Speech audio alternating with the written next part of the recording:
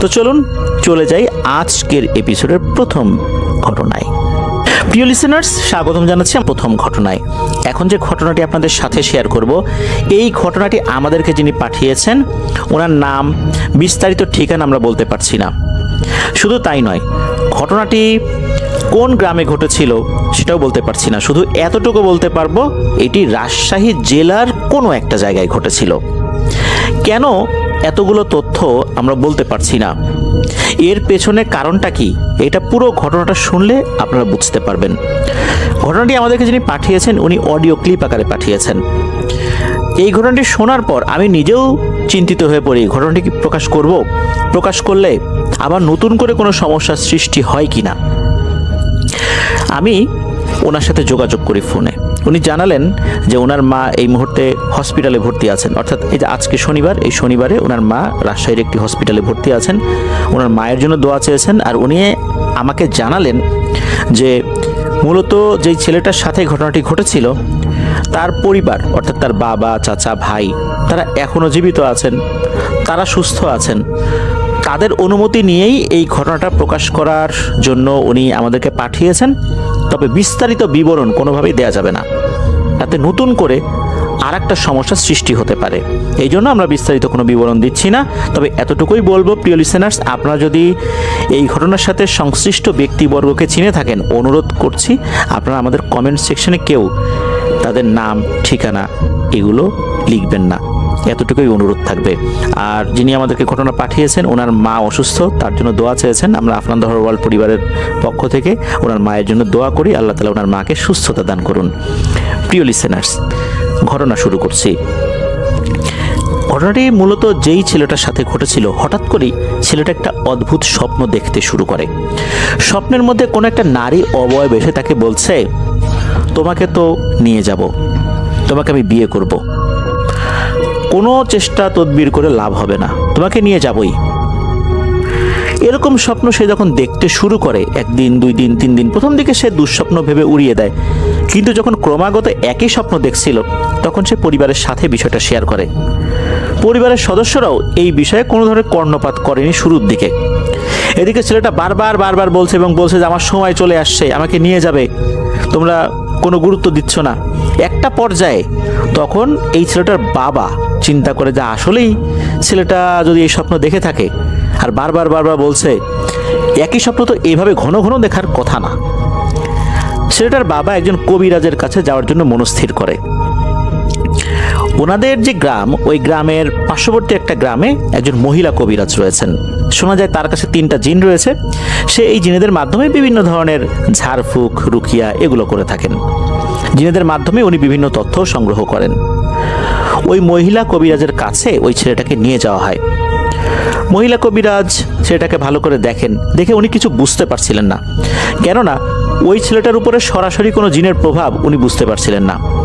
পরবর্তীতে উনি বলেন যে আপনারা আপাতত চলে যান, আমার তথ্য সংগ্রাহক যে জিনেরা রয়েছে, 3টা জিন, ওদের সাথে আমি বিষয়টা আলোচনা করে দেখি কতটুকু তথ্য সংগ্রহ করতে পারি।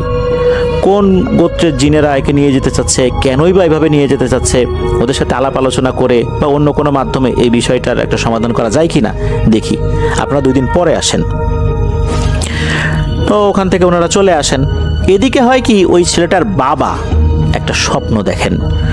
স্বপ্নের মধ্যে কোনো একটা নারী অবয়ব তাকে বলছে যে তুমি যদি তোমার ছেলেকে চিরতরে হারাতে না চাও, তাহলে তোমার কিন্তু একটা রাস্তা খোলা আছে, সেটা হচ্ছে আর কোনো হুজুর কবিরাজের কাছে যাওয়া যাবে না। যদি হুজুর কবিরাজের কাছে যাও, এই ছেলেকে চিরতরে হারাতে হবে। আর যদি না যাও, এই ছেলেকে তো আমরা নিয়ে যাবই, তবে এই ছেলেটা যখন ইচ্ছে করবে তোমাদেরকে দেখতে চাইবে, বা তোমরা যদি কোনো একটা সামাজিক অনুষ্ঠান করো, বা তাকে যদি কখনো দেখতে ইচ্ছা করে, বাড়িতে ভালো কোনো রান্না হয়েছে, এই ছেলেটা যদি খেতে পারতো, এরকম যদি কখনো মনে হয়, ওই ছেলেটাকে আমরা দিয়ে যাব, আবার নিয়ে যাব।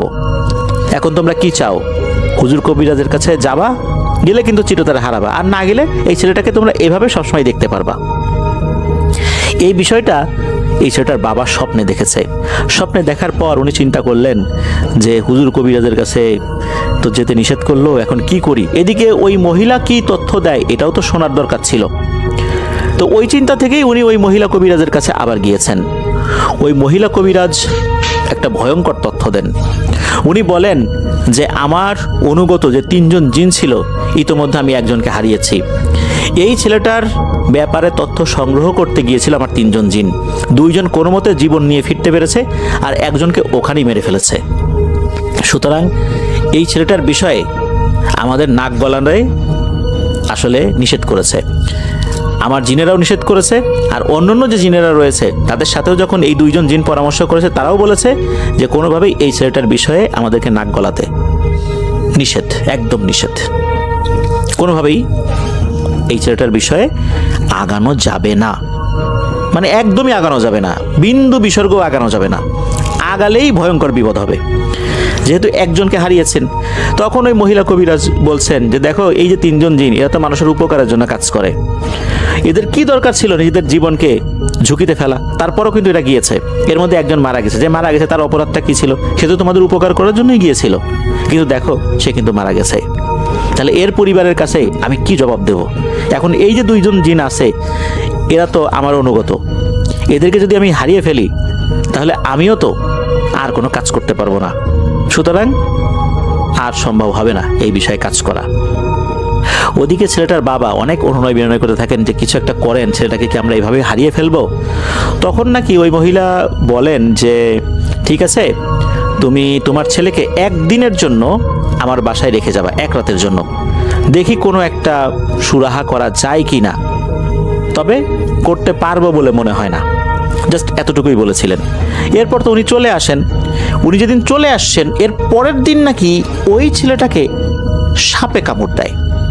সাপে কামড় দেওয়ার পর ওই ছেলেটাকে দ্রুত রাজশাহী মেডিকেল কলেজ হসপিটালে নিয়ে যাওয়া হয়, আর রাজশাহী মেডিকেল কলেজ হসপিটালেই ওই ছেলেটি মারা যায়। মারা যাওয়ার পর ছেলেটার লাশ বাড়িতে নিয়ে আসা হয়।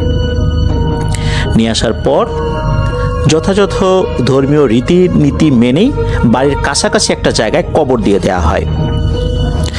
তো যখন কবর দেওয়া হয়ে যায়, এর কয়েকদিন পরের ঘটনা, ছেলেটার বাবা উনি স্বপ্নে দেখেন, তার ওই ছেলেটার স্বপ্নের মধ্যে এসে বলছে, বাবা তুমি কি কাজটা করলা, কেন ওই মহিলা কবিরাজের কাছে গেলা?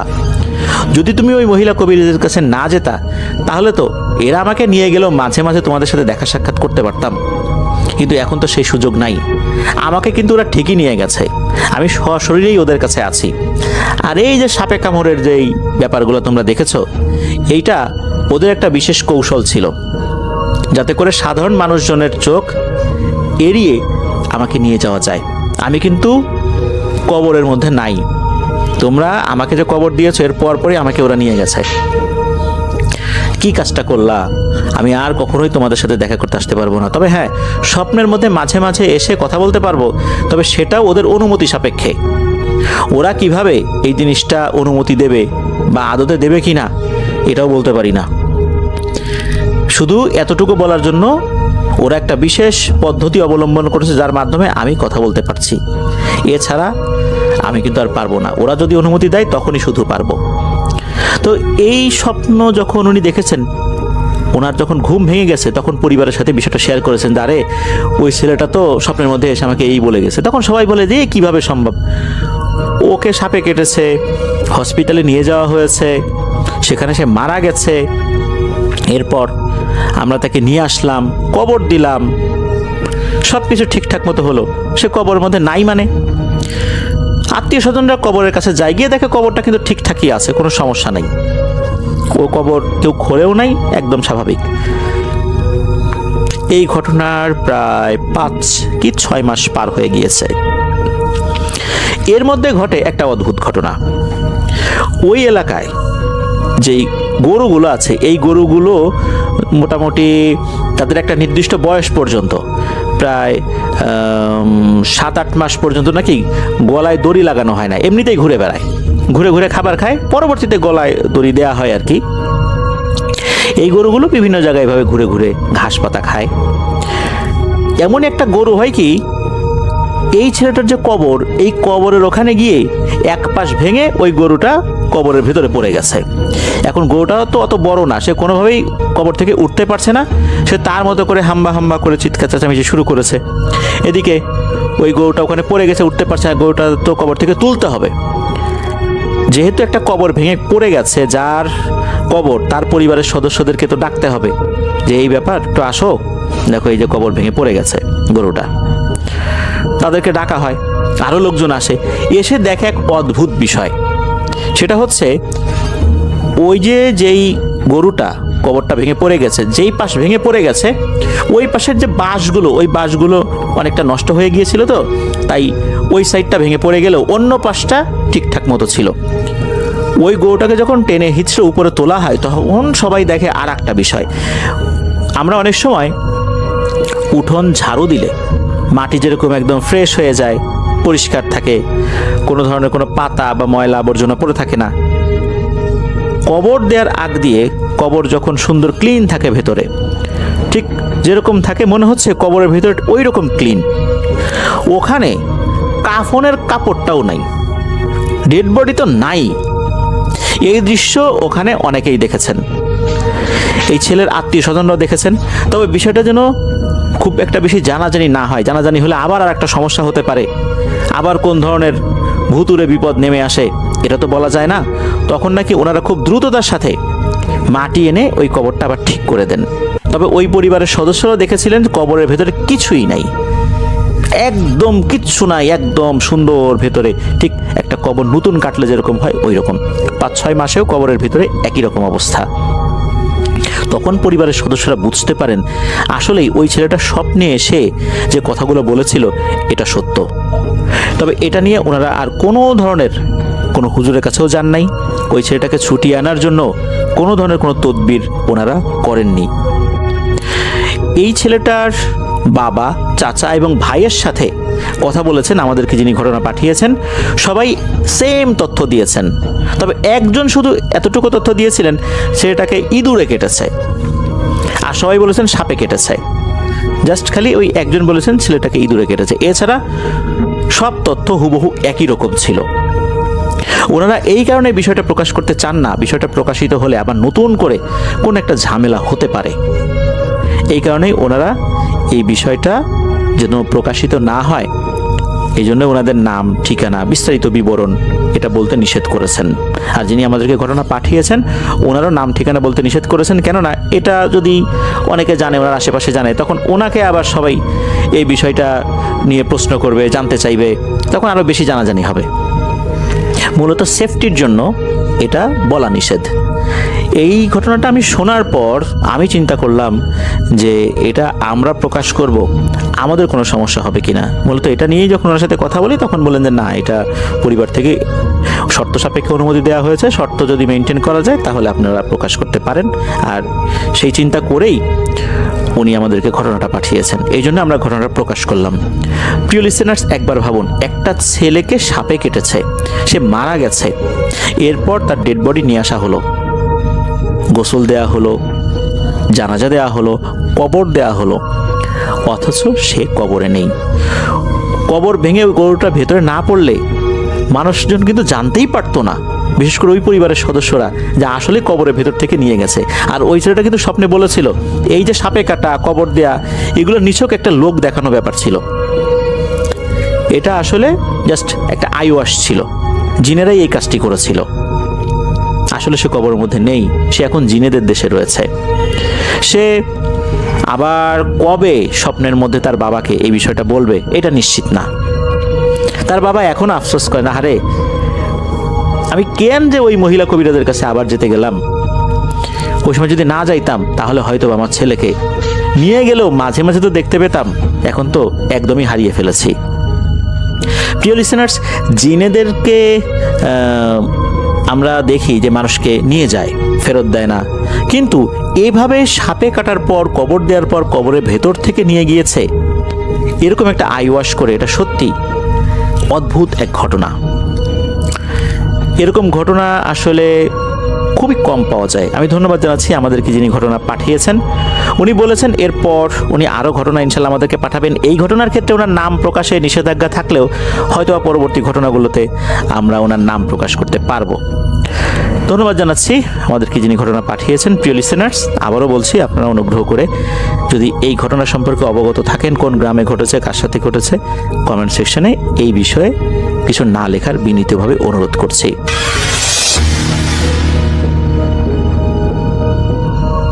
আশা করছি আজকের এপিসোড আপনাদের অনেক ভালো লাগবে।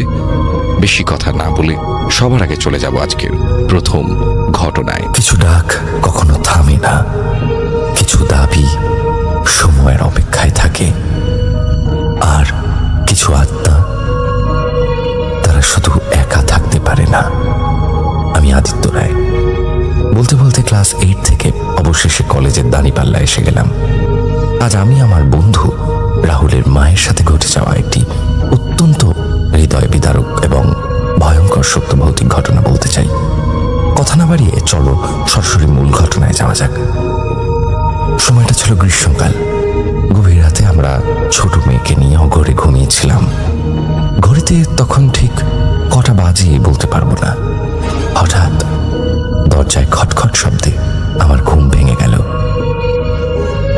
শব্দটা অস্বাভাবিকভাবে ধীর, যেন কেউ খুব সাবধানে আঘাত করছে।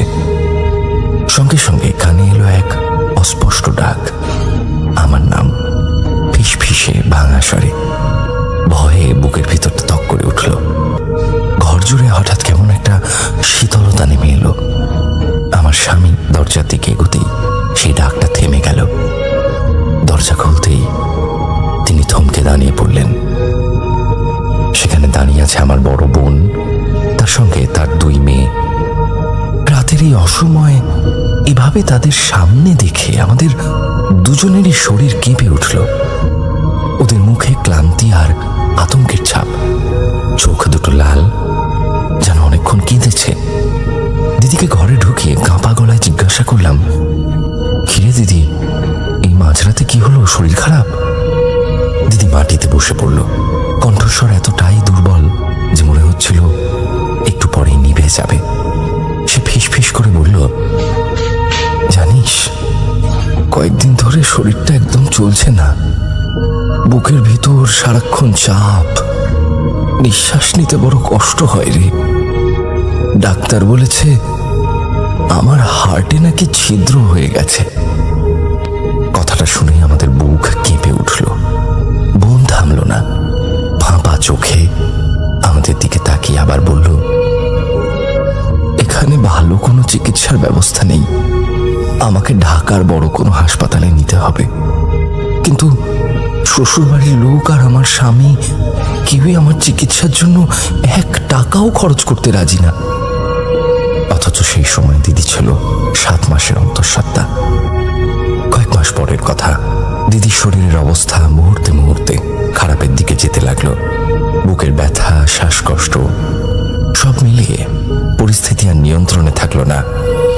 তড়িঘড়ি তাকে হাসপাতালে ভর্তি করা হলো। হাসপাতালের সাদা আলোয় শুয়ে রাখার পরেও তার মুখে কোনো শান্তি ছিল না। চোখ দুটো বারবার দরজার দিকে চলে যাচ্ছিল, যেন যেন সে কিছু খুঁজছে বা কারো অপেক্ষায় আছে।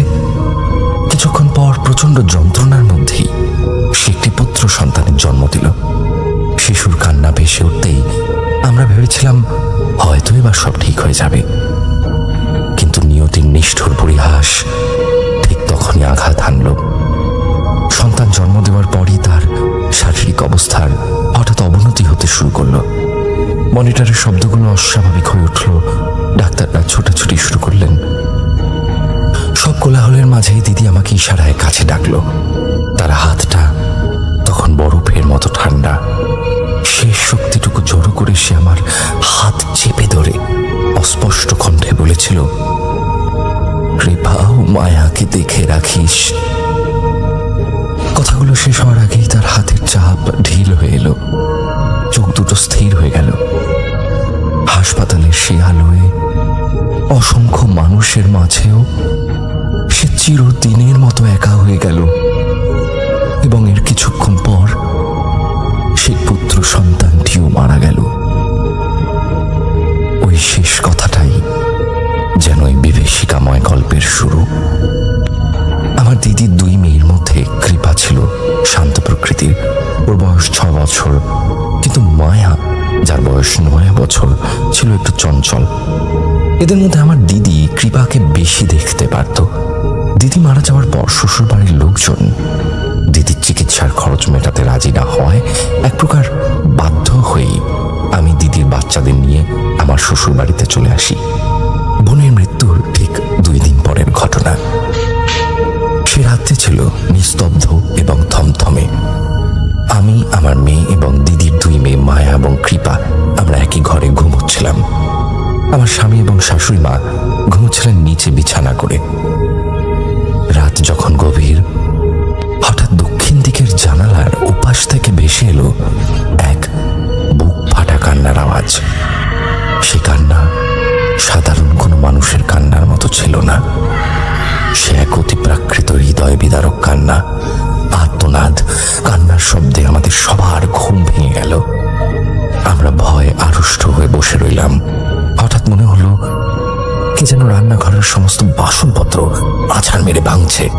প্রচন্ড আক্রোশে কেউ যেন ঘরটা তছনছ করে দিচ্ছে। তখন আমরা আতঙ্কে কাঁপছি। সবচেয়ে ভয়ঙ্কর মুহূর্তটি এলো ঠিক তারপর। উত্তর দিকের জানালার পাশে, যেখানে আমি কৃপা আর মায়াকে নিয়ে শুয়েছিলাম, সেখান থেকে কেউ একজন অস্ফুট স্বরে বারবার ডাকতে শুরু করলো, কৃপা, ও কৃপা, ও কৃপা, আয়, আমার কাছে আয়। আমার এখানে খুব একা লাগছে, আমার খুব কষ্ট হচ্ছে, কৃপা, আয়, আমার কাছে আয়। সে কণ্ঠস্বরটি ছিল হুবহু আমার দিদির মতন। গভীর রাতে মৃত দিদির সে করুণ অথচ ভয়াবহ আহ্বান শুনে আমাদের রক্ত যেন জমে গেল। কৃপা ভয় আমার বুকে লুকিয়ে পড়ল, আর মায়া নিঃশব্দে কাঁপছিল। সেই রাতটুকু আমরা কেউই আর চোখের পাতা এক করতে পারিনি। দিদির মৃত্যুর 3য় দিন। সেদিনও আতঙ্ক আমাদের পিছু ছাড়ল না। আমরা সবাই একসাথে ঘুমানোর চেষ্টা করেছিলাম। হঠাৎ করে মাঝরাতে সদর দরজায় সজোরে করাঘাতের শব্দ। খট খট খট। মনে হচ্ছিল কেউ দরজার ওপাশ থেকে কৃপার নাম ধরে ডাকছে। আমার স্বামী সাহস করে দরজা খুলতেই দেখলেন দরজার সামনে কেউ নেই, কিন্তু সিঁড়ির অন্ধকারের মধ্যে কেউ অস্পষ্টভাবে ছায়ার মতো দাঁড়িয়ে থাকতে দেখা গেল। গভীর রাতে এই রহস্যময় উপস্থিতি আমার দিদির উপস্থিতি বুঝিয়ে গেল। দিদি হয়তো তার সন্তানদের ছেড়ে যেতে পারছে না, অথবা কোনো অপূর্ণ তৃষ্ণা তাকে আটকে রেখেছে। গভীর রাতে আমাদের পাশের ঘরটিতে তখন আমার দেহ তার পুরো পরিবার সহ গভীর ঘুমে আচ্ছন্ন ছিল। হঠাৎ করেই তাদের ঘুম ভেঙে যায়। মনে হলো জানালার উপাস থেকে কেউ যেন পৈশাচিক শক্তি দিয়ে একের পর এক আঘাত করে জানালা ভেঙে ভিতরে ঢোকার চেষ্টা করছে। সে উন্মত্ত আঘাতের শব্দে গোটা ঘর কেঁপে উঠছিল। দেওয়াল পর্যন্ত থরথর করে কাঁপছিল। ঠিক সেই মুহূর্তে অন্ধকারের বুক ছিঁড়ে ভেসে এলো এক গুমড়ে মরা বুক ফাটা আর্তনাদ, যেন কোনো মায়ের জমে থাকা ক্ষোভ হঠাৎ ফেটে পড়েছে। মুহূর্তের মধ্যে সে আর্তনাদ রূপ নিল এক হৃদয় বিদারক কান্নায়। ভয়ঙ্কর এক কণ্ঠস্বর আক্রোশে চিৎকার করে বলতে লাগলো, আমার কৃপাকে আমার কাছে ফিরিয়ে দে, ওকে আমি নিয়ে যাব। সেই কণ্ঠে এমন এক উন্মাদনা ছিল যেন কথাগুলো বলা হচ্ছিল না, বরং অভিশাপ ছড়ে দেওয়া হচ্ছিল। শব্দ থেমে যাওয়ার পরেও ঘরের বাতাস ভারী হয়ে রইল, আর বুকের ভিতর কেবলই বাড়তে লাগলো অজানা এক অশুভ আশঙ্কা। দিদির মৃত্যুর 8ম দিন। সেই ঘটনার পর ঘরের এক অন্ধকার কোণ থেকে ভেসে আসলো এক ক্ষীণ কান্নার সুর। আমাদের কারোর আতঙ্কে চোখের পাতা এক করার সাধ্য রইল না। ঘরের ভিতর নিস্তব্ধতা নেমে থাকতো সবসময়। সেই নিস্তব্ধতা ছিল অস্বাভাবিক, চাপা, ভারী, শ্বাসরুদ্ধকর। শোনা যেত সুর। কান্না ছিল ভাঙা, বিকৃত, যেন বুকের গভীর থেকে ছিঁড়ে আসছে। আমার স্বামী অত্যন্ত সাহসী মানুষ ছিলেন। শব্দটা শুনে আমার স্বামী শিউরে উঠলেন। প্রথমে তিনি বোঝার চেষ্টা করলেন শব্দটা কোথা থেকে আসছে। মুহূর্তেই তিনি বুঝে গেলেন এই কান্নার উৎস বাইরে নয়, বরং ঘরের ভিতর থেকে আসছে। বুকের ভিতর জমে থাকা ভয়কে দমিয়ে সাহস সঞ্চয় করে তিনি শব্দের দিকে তাকালেন। তাকিয়েই তার নিঃশ্বাস আটকে গেল। ঘরের সেই অন্ধকার কোণটিতে কুঁকড়ে বসে আছে এক নারী মূর্তি। হাঁটু দুটো মুখের সামনে তোলা, চুল এলোমেলো ভাবে মুখ ঢেকে রেখেছে। তার শরীরটা অস্বাভাবিকভাবে বাঁকানো, যেন কোনো মানুষের শরীর নয়, ছায়ায় তৈরি কোনো বিকৃত অবয়ব।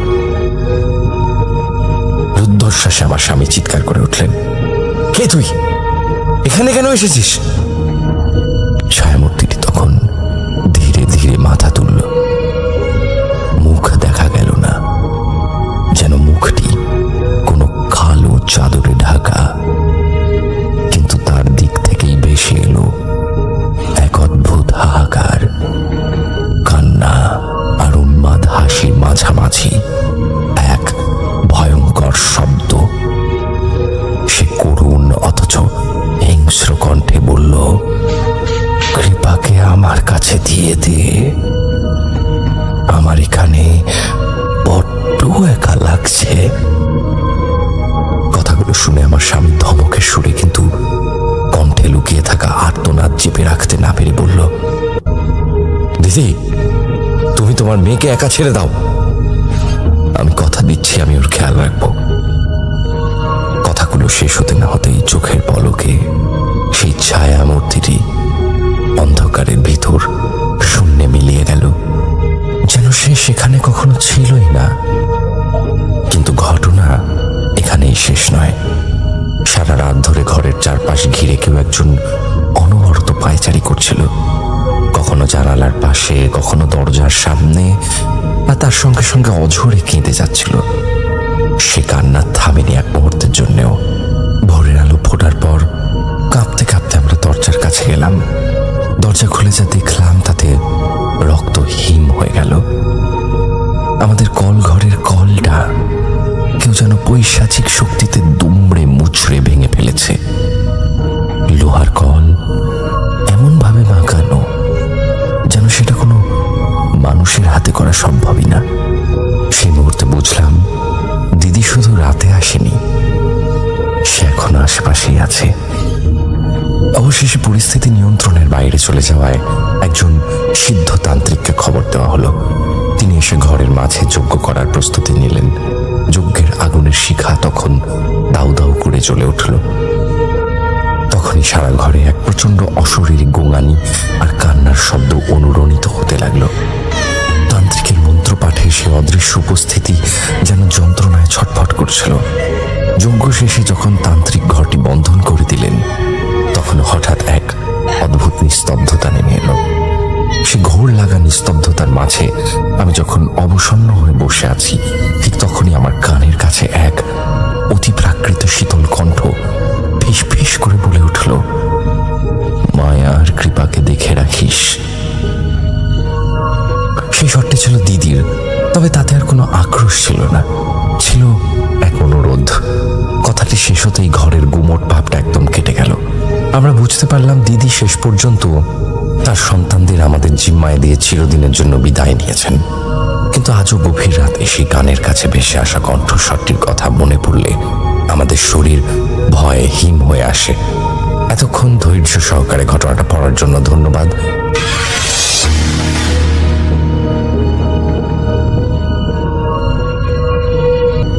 যে ঘটনা শেয়ার করবো তার নাম রাশেদ সাহেব, এবং রেফায়েত ভাই তার নামটা আমাকে ছদ্মনাম হিসাবে ইউজ করতে বলেছে, আমি সেটাই করছি।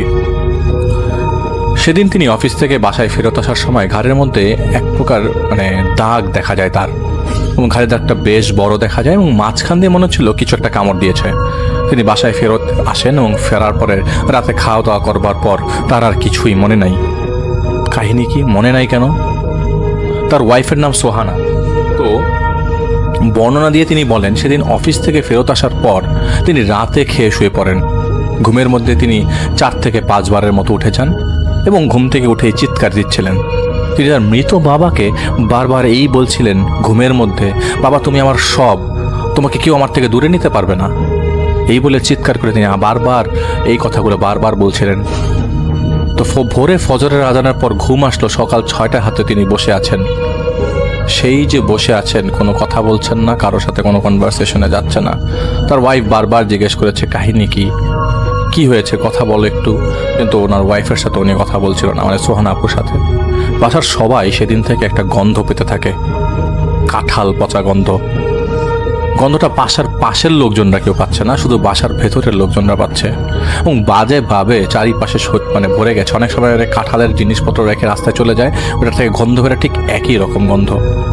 তার রুমে খাওয়া দেওয়া মানে দিতে গেলে সোহানা আপুকে একদিন মানে ওই দিনই বিকালবেলা খাওয়া মানে দুপুরবেলা খাওয়া দিতে যায়, তিনি সোহানা আপুকে কামড় দিয়ে বসে এবং এত জোরে কামড় দেয় সেটা সোহানা আপুর মানে সহ্যের বাইরে ছিল এবং মাংস উঠিয়ে ফেলে।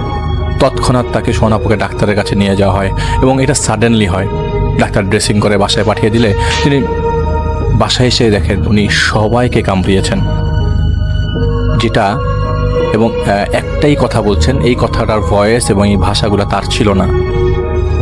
তিনি কি বলছিল বাসার সবাইকে, প্রায় 1 বছর ধরে খাওয়া খাই না, তোদের সবাইকে খাবো, আমি তোদেরকে খেয়ে ফেলবো, কোথায় আছিস, এই চা পাতিটা দে।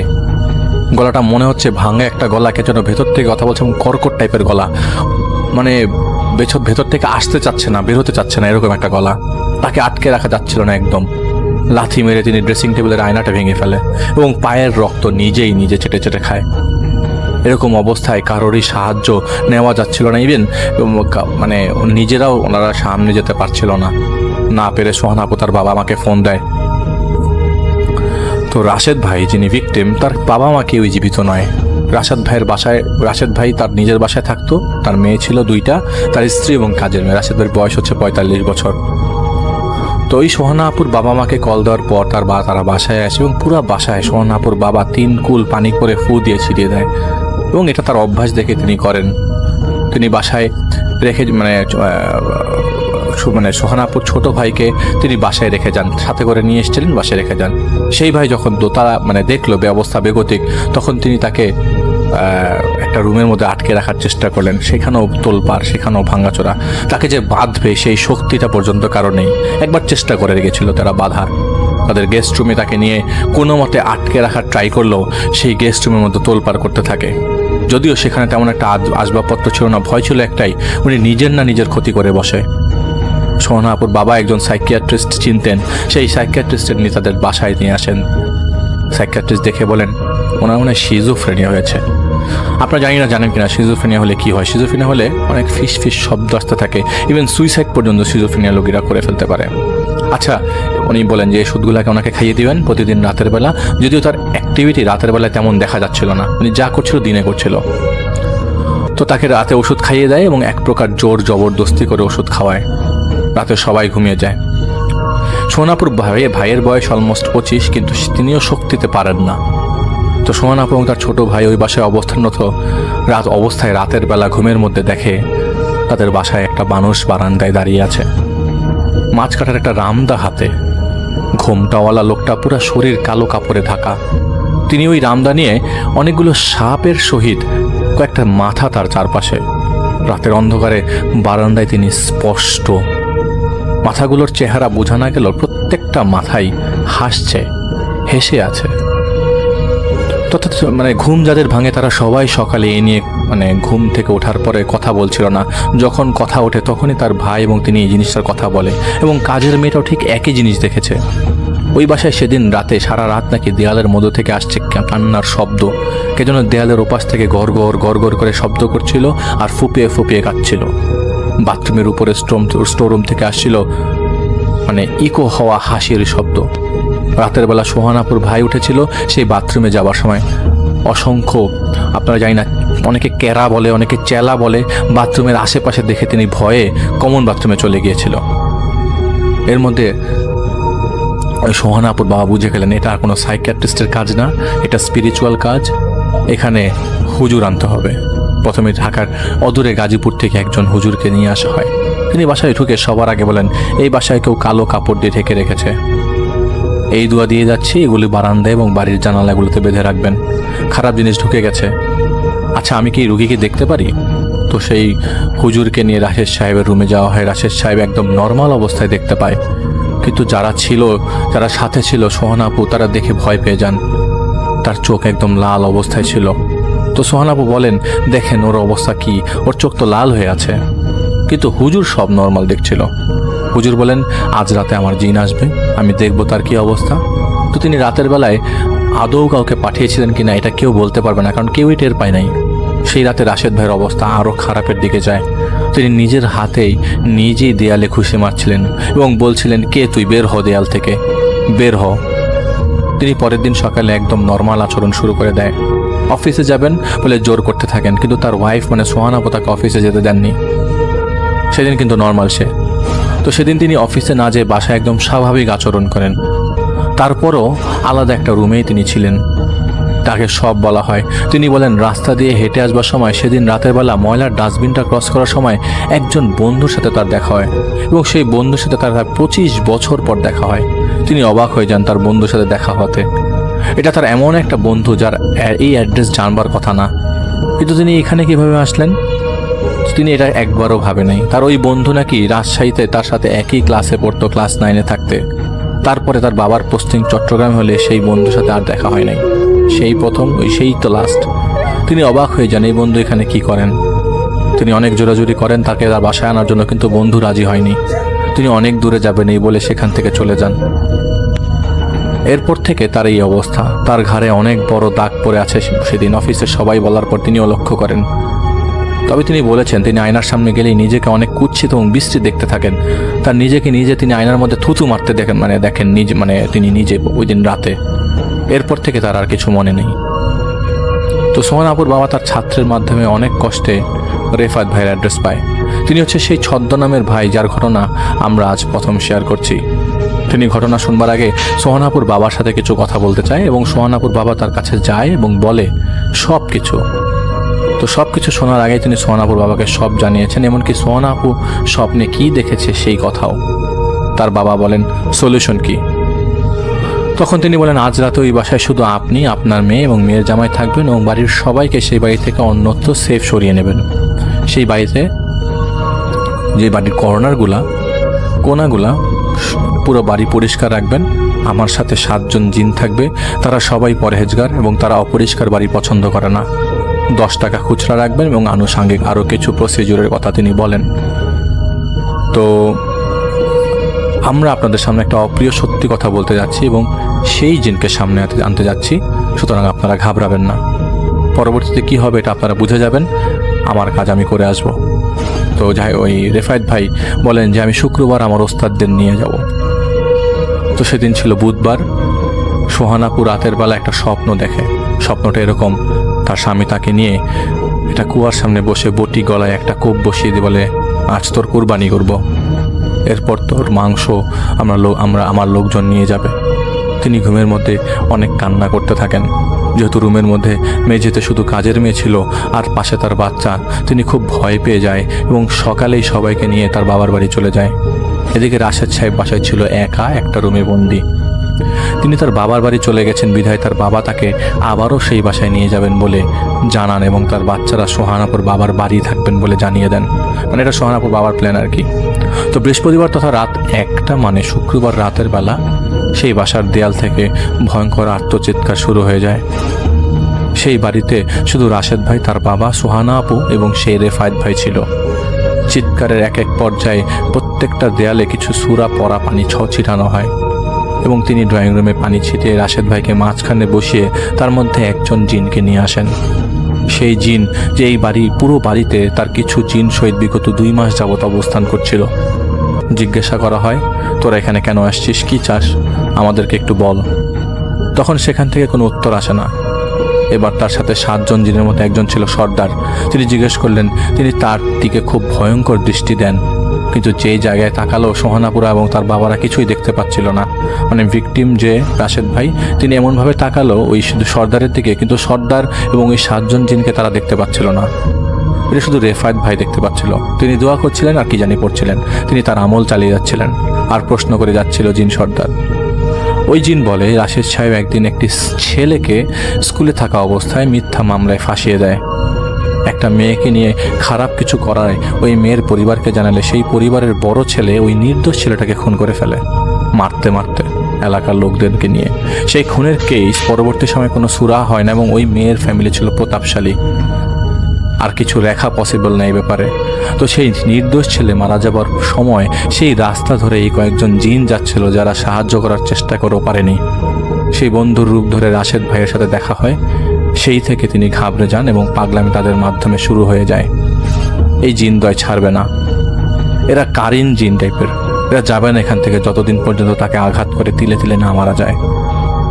অনেক প্রসিডিউরের মাধ্যমে তারা যেতে রাজি হয় এবং এই শর্তে রাজি হয় যে তিনি মাফ চাইবেন, ওখানে যে স্বীকার করবেন সব। তিনি যায় ওই এলাকাতে, অনেক কষ্টে খুঁজে বের করেন সেই পরিবার।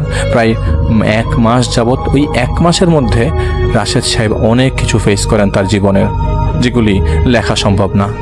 ছেলের শোকে ওই বাবা নাকি 5 বছর পরেই মারা গিয়েছিল, তাই তার মার কাছে এবং তার বোনদের কাছে মাফ চাওয়া ছাড়া কোনো উপায় ছিল না। তাদের কাছে মাফ চেয়ে আসা হয়, তার কবরের স্থানে যে কবরস্থানে জিয়ারত করে ওইখানে মাফ চেয়ে আসা হয়। কিন্তু ততক্ষণ পর্যন্ত মানে এটা হচ্ছে তাদের শর্ত যে মাফ না চাওয়া পর্যন্ত তারা মানে ওখানে যেতে হবে এবং মাফ না দেওয়া পর্যন্ত ওয়েট করতে হবে। তো অলমোস্ট তারা অপ্রত্যাশিতভাবে ওই জায়গায় যায় এবং অলমোস্ট সবাইকে ঘাবড়ে, মানে সবাই খুব অবাক হয়ে যায় তারা কোথার থেকে আসছে। তো 3 বার যাওয়ার পরে তাকে মাফ করে দেওয়া হয় সেই পরিবার থেকে এবং প্রায় 6 মাস তাকে আসা যাওয়ার মাধ্যমে মানসিক কষ্টে এবং শেষমেশ সেই কবরে মাফ চাওয়ার পর তার রক্ষা হয়। সেই জিনরা চলে যায় এবং বলে যায় কারো ক্ষতি যদি তাদের চোখে পড়ে এবং এটা তারা দেখিয়ে অথবা না দেখিয়ে আঘাত করতে পারে। তো পরবর্তী সময় সেই জিনদের যে একজন স্পেশাল একজন প্রধান যে জিনটা তাদের বাসায় অ্যাটাক করেছিল রাশেদ সাহেবকে, সেই জিনের সাথে পরবর্তী সময় রেফায়েত ভাইয়ের কথা হয় এবং ওইখানে তারা ওয়াদা করে যায় তিনি আর তাদেরকে বাড়িতে আসবে না, ডিস্টার্ব করবে না, কিন্তু তাদেরকে আমল করতে দিয়ে যান, তাদেরকে নামাজ কালাম পড়তে দিয়ে যান, যেটা রাশেদ ভাইয়ের মধ্যে ছিল না। তো যাই হোক, এটা ছিল ঘটনা।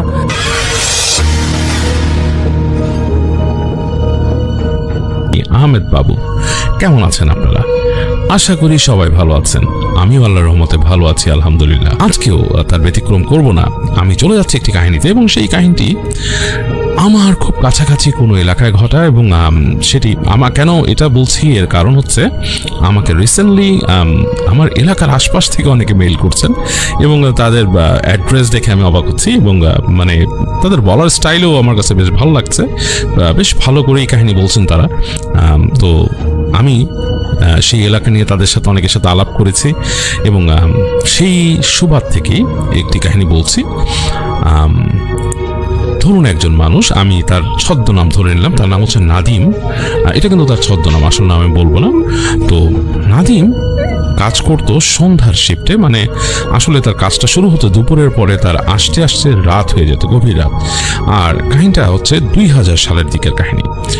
তো নাদিম রাতের বেলা কাজ করে, মানে সন্ধ্যার শিফটে কাজ করে সেদিন রাতে বাড়ি ফিরছিল।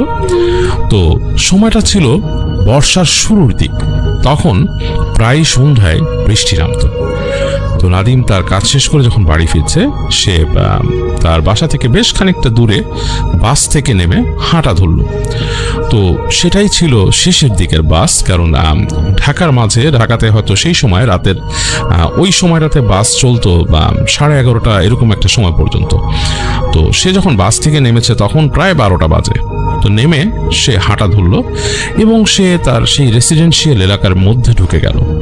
বেশ নীরব, আশেপাশে তখন গাড়ি ঘোড়ার চলাচল নেই বললেই চলে এবং রাস্তার ল্যাম্পপোস্ট কোনোটা জ্বলছে কোনোটা জ্বলছে না, কোনোটা টিপ টিপ করছে দূর থেকে আলো দেখা যাচ্ছে, আবার দেখা যাচ্ছে না, কারণ লাইট টিম টিম করছে, এরকম প্রায় হয়। আর তার সাথে পড়ছে হালকা বৃষ্টি। তো নাদিম ভিজে যাচ্ছে এবং সে বুঝতে পারলো যে আসলে বাসায় যাওয়া পর্যন্ত সে পুরোটাই ভিজে যাবে, কিন্তু আসলে সে চিন্তা করছে যে এখন তো আসলে উপায় নেই। আর এই রাতে দোকানপাট সব বন্ধ হয়ে গেছে, যদিও রেসিডেন্সিয়াল এলাকা, তারপরও দোকানপাটগুলোর ঝাঁপ ফেলে বন্ধ করে দেওয়া হয়েছে। দু এক সময় দু একটা মুদি দোকান খোলা থাকে গভীর রাত পর্যন্ত, কিন্তু সেদিন বৃষ্টি থাকার কারণে কোনো মুদি দোকানও খোলা নেই। তো নাদিম হেঁটে আসছে, তো তার বাসায় যাওয়ার জন্য বিভিন্ন অলি পার হয়ে আসা লাগে। এই রেসিডেন্সিয়াল এলাকার অলিগুলি বা আবাসিক এলাকার গলিগুলো কিন্তু মোটামুটি প্রশস্ত, কিন্তু নিঝুম।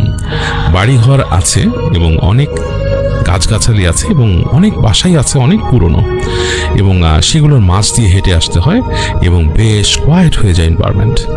তো এই যে এলাকার কথা বলছি, সেই এলাকা সম্পর্কে অনেক রকমের ভৌতিক কথা একটা সময় প্রচলিত ছিল, এবং অনেকেই বলতো যারা এখানকার মানে পার্মানেন্ট রেসিডেন্টস, যারা এখানে অনেক বছর ধরে আছেন, তারা কিন্তু সেসব কাহিনীর অনেকগুলোই জানেন যে কোন বাসাটায় কি হতো, কিছু হন্টেড স্টোরি ছিল, এরকম ব্যাপার।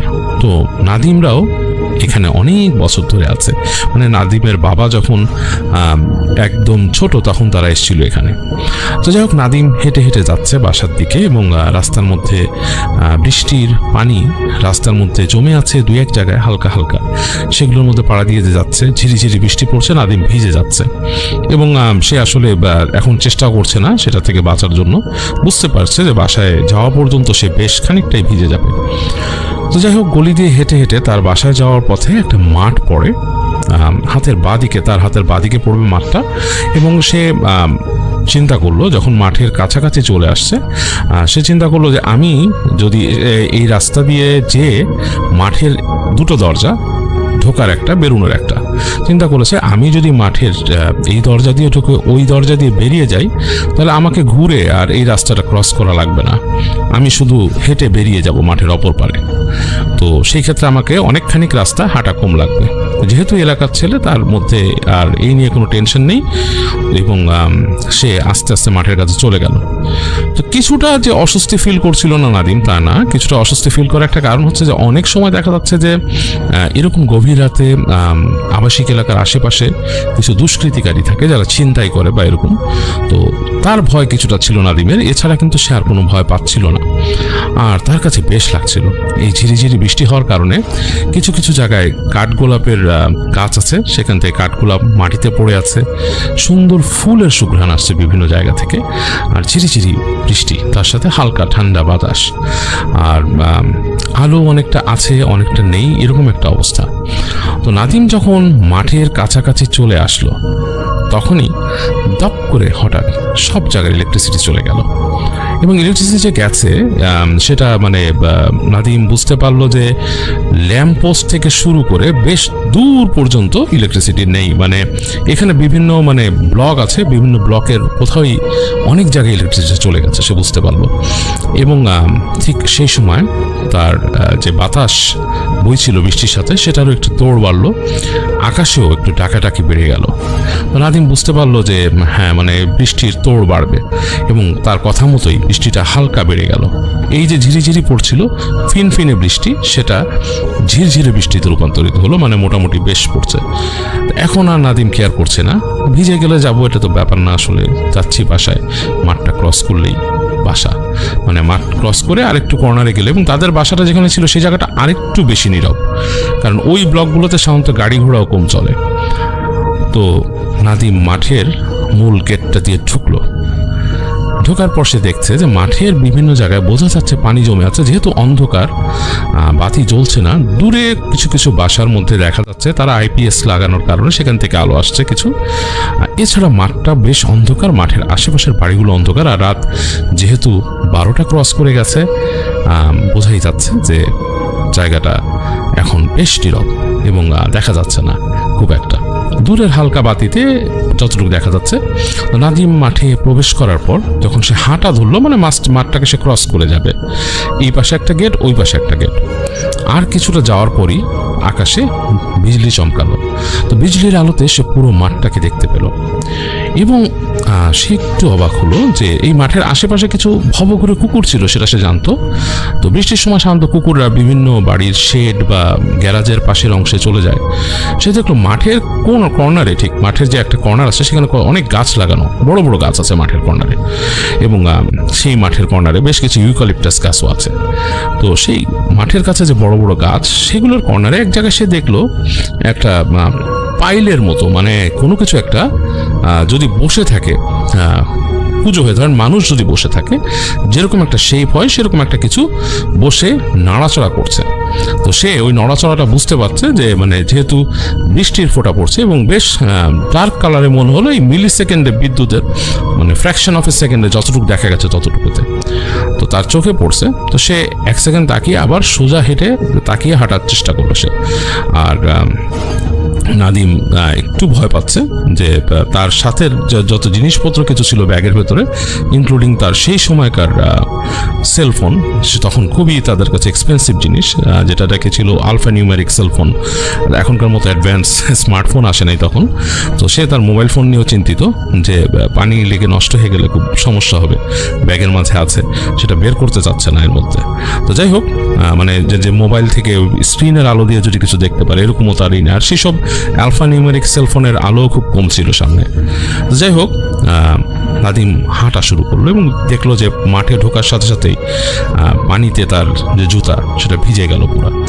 তো সে একবার ভাবছিল যে আসলে আমার এই বুদ্ধিটা ঠিক হয় না মাঠে ঢোকার, আমি ওই রাস্তা দিয়ে হেঁটে ঘুরে গেলেই পারতাম।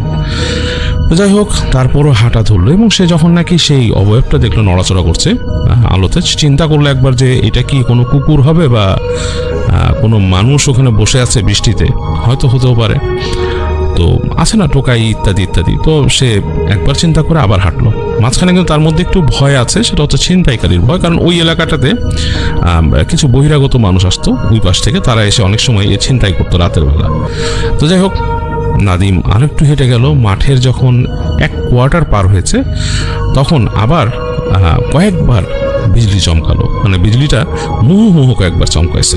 তো যখন এই মুহুমুহু কয়েকবার বিজলি চমকালো তখন সেটার আলোতে সে একটু স্পষ্ট দেখলো যে সেই কালো অবয়বটা নড়াচড়া করে তার দিকে আসছে। মানে নড়াচড়াটা একটু ওয়েভি টাইপের নড়াচড়া, মনে হচ্ছে গায়ের মধ্যে চাদর দিয়ে কালো টাইপের একটা কালার, মানে অন্ধকারে কালো ছাড়া আর কিছু বোঝা যাচ্ছে না, মনে হচ্ছে তার দিকে হেঁটে আসছে এবং হাঁটার গতিটা বেশ দ্রুত এবং কেমন ওয়েভ উঠছে সেই চাদরের মতো জিনিসটা। নাদিমের বুকের মধ্যে ছ্যাদ করে উঠলো। সে কিন্তু আসলে একটু ভয় পেয়েছে, সে স্পষ্ট বুঝতে পেরেছে এটা কুকুর টাইপের কিছু না। তারপরে সে যখন আরেকটু চলে গেছে মাঠের মাঝামাঝি, তখন সে পানির মধ্যে শব্দ পেয়েছে। যদি কোনো কিছু দৌড়ে আসে, যেমন কুকুর যদি দৌড়ে আসে, আপনি দেখবেন খুব স্পিডে দৌড়ালে মাটিতে একটা শব্দ হয়, তো সেরকম শব্দ কাদা পানিতে হচ্ছে, মানে মাঠের মধ্যে যে হালকা কাদা পানি আছে সেটাতে হচ্ছে। এবং সে এই মুহূর্তে আরও কয়েকবার মুহুমুহু বিদ্যুৎ চমকানোতে সে দেখতে পেল তার দিকে ছুটে আসছে কালো অবয়ব, এবং ছুটে আসার ভঙ্গিটা অনেকটা কুকুরের মতো, কিন্তু মাথায় চাদরটা যে আছে সেই চাদরটা চোখা হয়ে গেছে, মানে মুখটা লম্বাটে টাইপের মুখ, কিন্তু মনে হচ্ছে মুখের উপর দিয়ে চাদর দেয়া, এবং চাদরটা কুকুরের মতো ছুটে আসছে এবং সে স্পষ্ট বুঝতে পারছে 4 হাত পায়ে ছুটে আসছে, মানে শব্দ হচ্ছে পানিতে। তো নাদিম আর কিছু চিন্তা না করে সে ঝেড়ে দৌড় দিল মাঠের ভেতরে। সেও প্রচন্ড স্পিডে দৌড় দিয়েছে মাঠের উপর দিয়ে, ছপ ছপ ছপ ছপ ছপ ছপ করে দৌড়াচ্ছে সে দৌড়াতে দৌড়াতে মাঠের অপর প্রান্তের যে দরজা ছিল, গেট, একটা ছোট গেট, তখন সেই গেটের মধ্যে কোনো মতে পৌঁছে গেছে এবং সে স্পষ্ট শুনতে পাচ্ছে তার খুব কাছাকাছি চলে আসছে। সেই গেট পার হয়ে আবার দৌড় দিল তার বাসার দিকে, এবং সে বুঝতে পারছে না কি ঘটছে তার আশপাশ দিয়ে। দমকা বাতাস বইছে এবং বৃষ্টি তো পড়ছেই, এবং দৌড়াতে দৌড়াতে দৌড়াতে সে একসময় সে চোখ বন্ধ করে তার বাড়ির গেটের মধ্যে যে পড়লো। সে গেটের মধ্যে পড়ে, সে দারোয়ান ছিল না গেটের সামনে, এমনি বৃষ্টি পড়ছে নাই, সে হাত দিয়ে, তাদের বাড়িটাও বেশ পুরনো, সে হাত দিয়ে উপরের একটা ছোট তাদের একটা ইসের মতো ছিল, ক্লামের মতো, যেটা দিয়ে আর কি খুলে ঢুকতে হয়, টান দিয়ে খুলে সে বাসার ভেতরে ঢুকে গেল। ভেতরে ঢুকে সে দৌড় দিয়ে তাদের গ্যারাজের মূল গেটের কাছে দাঁড়ালো। গেটের কাছে দাঁড়িয়ে সে দারোয়ানকে ডাকছে, মানে খুব ব্যস্ত গলায় বা খুব মানে খুব নার্ভাস হয়ে ডাকছে, চাচা চাচা কই কই কই চাচা, এই চাচা, এভাবে ডাকতেছে। তো দেখা গেল যে দারোয়ানের কোনো রিপ্লাই নাই। তখন নাদিম তার যে গেটের বাইরে, সে কিন্তু গেটটা টেনে দিয়েছে, সেই হুকটা লাগাতে পারে নাই। সে একটা শব্দ পেয়েছে, মনে হলো মানে খুব দ্রুত পায়ে কিছু এসে থেমেছে, এরকম একটা শব্দ। তো নাদিম চিন্তা করছে জিনিসটা কি। তো সে আস্তে করে তাদের বাসার যে মূল গেটটা, কেচি গেট, সেই কেচি গেটের পাশে একটা দেয়াল ছিল, মোটামুটি সেখানে মানে ফুল গাছ লাগানোর জন্য মোটামুটি 2 ফিটের মতো উঁচু। সেইখানে সে উঠে দাঁড়ালো। উঠে দাঁড়িয়ে তাদের যে বাউন্ডারি ওয়ালের বাইরে দেখার চেষ্টা করছে। তো দেখলো বাউন্ডারি ওয়াল দেখা যাচ্ছে না, তার অপর পাশের দেয়ালটা দেখা যাচ্ছে বাসার। তো কিছুক্ষণ দাঁড়িয়ে থেকে, এবং অন্ধকার, যথারীতি আলো নেই। তো সে তার গেটের দিকে খেয়াল করছে এবং সে একটু ভয়ও পাচ্ছে, কারণ সে কিন্তু হুড়কো লাগায়নি এবং সে গিয়ে যে হুড়কো লাগাবে সেটাও সে ভয় পাচ্ছে। তার মনে হচ্ছে যে সে যদি হুড়কো লাগাতে যায় এই সময় তার হাতটাকে চেপে ধরবে, এরকম কিছু একটা ভয়। কারণ তার কাছে এখন একটা অপার্থিব ভয় বা অপার্থিব চিন্তা তার মাথায় এসছে, কারণ সে রিলেট করতে পারেনি ওইটা কুকুর কিনা বা মানুষ বা কিছু একটা। তো মানে আসলে যদি মানুষ হয়ে থাকে তো মানুষ তো 4 হাত পায়ে দৌড়াবে না, আবার কুকুর হয়ে থাকলে চাদর পেঁচানো থাকবে না।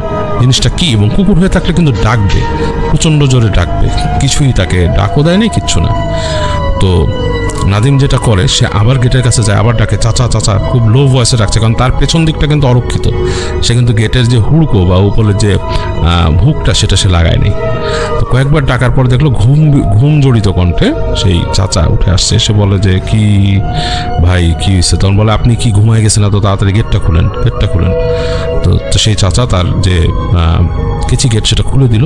নাদিম বাসার মধ্যে ঢুকে গেলো, বললো যে আপনি বাইরের গেটটা লাগান, বাইরের গেটটা লাগান। তো চাচা মানে ঘুম অবস্থায় খুব বিরক্ত, কারণ চাচাকে অতটুকু হেঁটে যাইতেছে, বৃষ্টি পড়তেছে সেই সময়। তো চাচা যে সেই মূল গেটের হুড়কোটা লাগাই দিল, আর কিছু বললো না। নাদিম ভিতরে ঢুকে গেল, সে কিন্তু কাঁপছে, ভেজা। তো সে যেটা করলো, তার বাসা ছিল 3 তলা, সে হেঁটে হেঁটে সিঁড়ি দিয়ে, ভয় পাচ্ছে কিন্তু বেশ, তার কিন্তু মনের মধ্যে একটা ভয় ঢুকে গেছে, মনে হচ্ছে যে তাকে কেউ ফলো করে আসছে। তো সে তাড়াতাড়ি 3 তলা হেঁটে উঠলো। বিদ্যুৎ কিন্তু নাই, সিঁড়ি ঘরেও আলো নাই। তো বাসার দরজায় সে নক করলো, জানলো যে বেল বাজবে না। বাসায় নক করলো, কয়েকবার নক করার পর নাদিমের বাবা এসে গেট খুলে দিল। তো নাদিমের বাবা বললো কি ব্যাপার, বৃষ্টিতে ভিজে এত রাত্রে কি অবস্থা? বাবাকে সে খুব একটা উত্তর না দিয়ে বললো আব্বা আসছি, বাসায় ঢুকি ভিজা। তো তার বাবার কিছু বললো না, সে আস্তে করে বাসার মধ্যে ঢুকে গেল। ঢুকে সে সরাসরি গেল তার রুমে। তো নাদিমের রুমটা ছিল বাসার সামনের দিকে। তো সে বাসার সামনে তার রুমে ঢুকেই সে আর কোনো কিছু, আগে কাপড় চেঞ্জ করে নাই, তার জুতা খুলে ফেলছে, সে আগে হেঁটে চলে গেছে বারান্দায়। বারান্দায় গিয়ে সে দেখবে বাসার সামনে কিছু আছে কিনা। তো সে বারান্দায় গিয়ে যখন দাঁড়াইছে, নাদিম কিছুক্ষণ তাকায় আছে, কিচ্ছু নাই। এবং তখনও কিন্তু ইলেকট্রিসিটি নাই। এই ধরেন দূরের 2-1টা বাড়ি থেকে একটু আলো এদিকে আসতেছে, এছাড়া কিছু নাই। আর তার বাসার খুব কাছাকাছি একটা মেন রোড আছে, সেখান থেকে হালকা একটা আলোর আভা উঠে আসছে, সেই আভাটা একটু পাচ্ছে সে। তো সে তাকিয়ে দেখলো, অনেকক্ষণ তাকিয়ে থেকে কিছু নাই। তারপর সে খেয়াল করলো তার বাসার থেকে একটু দূরে একটা মানে পোস্ট আছে, মানে ইলেকট্রিকের খাম্বার মতো, সেটার কাছে কিছু একটা হাঁটাহাঁটি করছে। জিনিসটা মনে হচ্ছে 4 পায়ে হাঁটাহাঁটি করছে, কুকুরের মতো। এখান থেকে স্পষ্ট বোঝা যাচ্ছে না যে সেটা কি আসলে কোনো কুকুর বা বড়, কিন্তু কুকুরের থেকে বেশ বড় সাইজের, মানে সাধারণ যে কুকুর হয় তার থেকে বেশ বড় সাইজের। এবং সে একটু পর ফিল করলো মনে হলো তার দিকে তাকায় আছে জিনিসটা, কিন্তু বোঝা যাচ্ছে না, মনে হচ্ছে যেভাবে দাঁড়ায় আছে তার দিকে তাকায় আছে। তারপর সে একটু পর খেয়াল করলো সেই কুকুরের মতো জিনিসটা হেঁটে হেঁটে তার বাসার দিকে আসা শুরু করলো। এবং নাদিমের কিন্তু তখন সারা শরীরে গুজবাম্প উঠে গেছে, সারা শরীর এমনি তো ভিজা, আরও কাঁপতেছে। সে দেখলো জিনিসটা হাঁটতে হাঁটতে তার বাসার থেকে একটু সামনে চলে আসলো। এসে সে ফট করে 2 পায়ে উঠে দাঁড়ালো মানুষের মতো, জাস্ট লাইক মানুষ যদি একটা 4 পায়ে হেঁটে হঠাৎ করে লাইক হামাগুড়ি দিয়ে উঠে দাঁড়ায়, দেখা গেল সে 2 পায়ে উঠে দাঁড়ালো মানুষের মতো। এবং সে আস্তে করে মাথার উপর থেকে তার চাদর সরালো, মনে হলো যে একটা কালো কিছু চাদর বা কিছু একটা পরা ছিল, সেটা সরালো। নাদিম স্পষ্ট খেয়াল করলো যে মানুষের যে মানুষটা বা মানুষরূপী কিছু একটা তার দিকে তাকাচ্ছে, তার চোখগুলো কিন্তু জ্বলতেছে দূর থেকে। এবং সেই জ্বলাটা ছিল জাস্ট লাইক শাপদ। আমরা যদি অন্ধকারের মধ্যে অনেক সময় দেখা যাচ্ছে যে আমরা দেখতে পাই যে বিড়ালের চোখ জ্বলে, জাস্ট লাইক দ্যাট। এবং নাদিমের বুকের মধ্যে ছ্যাত করে কাঁপন উঠলো এবং সে মানে কি দেখছে সে বুঝতে পারলো না। সে চলে গেল রুমের ভেতরে দরজা খুলে, এবং সে তখনও কাঁপতেছে। সে যখন পরে আরেকবার গেট খুলে বাইরে আসলো, এসে তাকালো নিচে, ভয়ে ভয়ে তাকাচ্ছে। তার মনের মধ্যে ভয়, কি দেখলাম, দেখলো যে না কিছু না, ওখানে কিছু নাই। পুরো রাস্তাটা ফাঁকা, এবং তখনও বিদ্যুৎ আসে নাই। তো যাই হোক, নাদিম তাড়াতাড়ি তার শরীর মুছে, প্রচণ্ড ভয়, তার কাছে মনে হচ্ছিল কিছু একটা আসছে। সে আর খাওয়া দাওয়ার ধার দিয়ে গেল না, তখনও বিদ্যুৎ নাই বাসায়। তো সে মোটামুটি ফ্রেশ হয়ে শুয়ে পড়লো বিছানায়, শরীর টরীর মুছে। তো এক সময় কিন্তু সে ঘুমিয়ে পড়লো, এবং ঘুমের মধ্যে সে স্বপ্ন দেখছে কেউ একজন তার রুমের মধ্যে আসতেছে গেট দিয়ে, এবং সে বোবায় ধরলে যেরকম হয় মানুষের, জাস্ট লাইক হ্যাঁ বোবায় ধরার মতোই হলো তার। সে কথা বলতে পারতেছে না, অনেক কষ্টে সে মুখ থেকে দোয়া বলতে পারলো আর কি। সে মুখ থেকে অনেক কষ্টে দোয়া বের করলো, এবং সে তার বোবায় ধরাটা কেটে গেল। এবং যখন তার বোবায় ধরাটা কেটে গেছে, তখন সে খেয়াল করলো তার বাসার পাশে গাছ থেকে অনেকগুলো কাক প্রচণ্ড কা কা কা কা কা কা করতেছে। এবং সে নাদিম প্রচণ্ড ভয় পেয়ে গেছিল, এবং সে রুম থেকে বের হয়ে সে তার বাবার রুমে চলে গেল, নক করলো জোরে। বাবা মা বেরোলো, বাবা মাকে বললো যে আম্মা ভয় পেয়েছে, তার মাকে বললো আম্মা ভয় পেয়েছে। তার মা তখন তাকে বসাইলো, কি হয়েছে? তখন সে তাদের ডাইনিং টেবিলে বসে, তখন বিদ্যুৎ চলে আসছে। তার মাকে বললো যে আম্মা এরকম এরকম হয়েছে। তার মা তাকায় দেখলো ছেলের জ্বর আসছে, এবং তার মা তাকে ধোয়া পড়ে দিল। বাসার মধ্যে জমজমের পানি ছিল, সেই পানি খেতে দিল, এবং তার মা বললো যে বাবা তুমি ধোয়া পড়ে ঘুমাবা। অনেকক্ষণ তার পাশে এসে তার রুমে তার মা বসে থাকলো, এবং এইভাবে নাদিম ঘুমিয়ে পড়লো। তো এর পরবর্তীতে যেটা হয়েছিল, নাদিম রাত করে আর বাসায় ফিরতে পারতো না, অনেক দিনই তার ভয় লাগতো, এবং সে অফিস থেকে দ্রুত বের হয়ে সে অন্য রাস্তা ধরে, ওই রাস্তাটা নিতই না, সে আরেকটা রাস্তা দিয়ে আসতো। এবং সে মাঝে মাঝে ভয় পেত, মাঝে মাঝেই তাকে বোবায় ধরতো, এবং নাদিমের কোনো এক্সপ্লেনেশন নেই যে সে কী দেখেছিল। আর নাদিম রাতের বেলা ওই মাঠে আর ঢুকতো না। এটা ছিল নাদিমের কাহিনী, আপনাদেরকে অনুষ্ঠান শুরুর আগে আমি বললাম। আর আরেকটা ব্যাপার বলি, নাদিম যেই জায়গার কথা বলেছে যেখান দিয়ে হাঁটাচলা করেছে, সব জায়গায় আমি গিয়েছি, অনেক সময় পার করেছি সেই জায়গায়, এবং সেই মাঠের মাঝে আমি বসে আড্ডাও দিয়েছি আমার বন্ধুদের নিয়ে। এবং আসলেই জায়গাটা একটু অন্যরকম। এবং আমি নিজে মাঝখানে আজ থেকে 4-5 বছর আগে আমি হাঁটতে বেরোতাম রাতে, ওই সাথে আপনার সেই এমআই ব্যান্ড পরে রাতের বেলা জাস্ট স্টেপ কাউন্ট করার জন্য আমি হাঁটতে বেরোতাম। হাঁটতে হাঁটতে সেখানে চলে যেতাম, এবং ওই মাঠে আমি রাতের বেলা গভীর রাতে 10টা-11টার দিকে চক্কর দিতাম মাঠটা, এবং কয়েকবার চক্কর দিতাম। এবং আমার কাছে কিন্তু খুব মিস্টেরিয়াস ফিল হতো। সেই মাঠের কোনো একটা কর্নারে আসলে আমার কাছে বেশ মিস্টেরিয়াস লাগতো। এবং আমি পরে মিলিয়ে দেখলাম নাদিম যে জায়গাটার কথা বলেছে সেই জায়গাটাতে আসলেই কিন্তু মিস্টেরিয়াস ফিল হতো। খুবই আশ্চর্য একটা ব্যাপার। যাই হোক, কাহিনীটা আমি আপনাদের সাথে শেয়ার করলাম। নাদিম ছিল ছদ্মনাম, যেহেতু সে আমার কাছাকাছি থাকে, আমি তার আসল নামটা বললাম না, সেও নিষেধ করেছে। তো যাই হোক, শেষ হলো নাদিমের কাহিনী।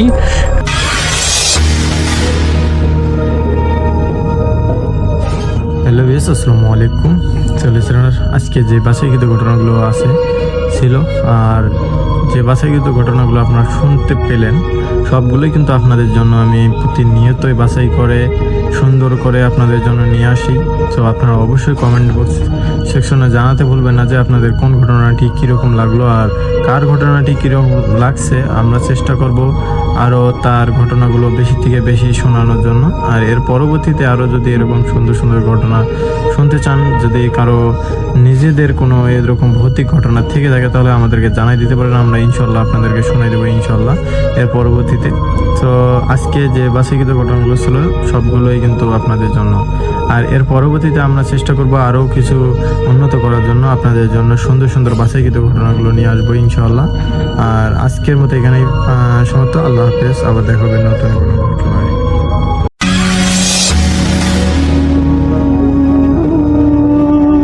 আশা করছি আজকের এপিসোড আপনাদের অনেক ভালো লাগবে। বেশি কথা না বলে সবার আগে চলে যাব আজকের প্রথম ঘটনায়। ঘটনাটি যিনি পাঠিয়েছেন তিনি তার নাম প্রকাশ করেননি। আমি এই ঘটনাটি তিনি যেভাবে লিখেছেন ঠিক সেভাবেই পড়ছি।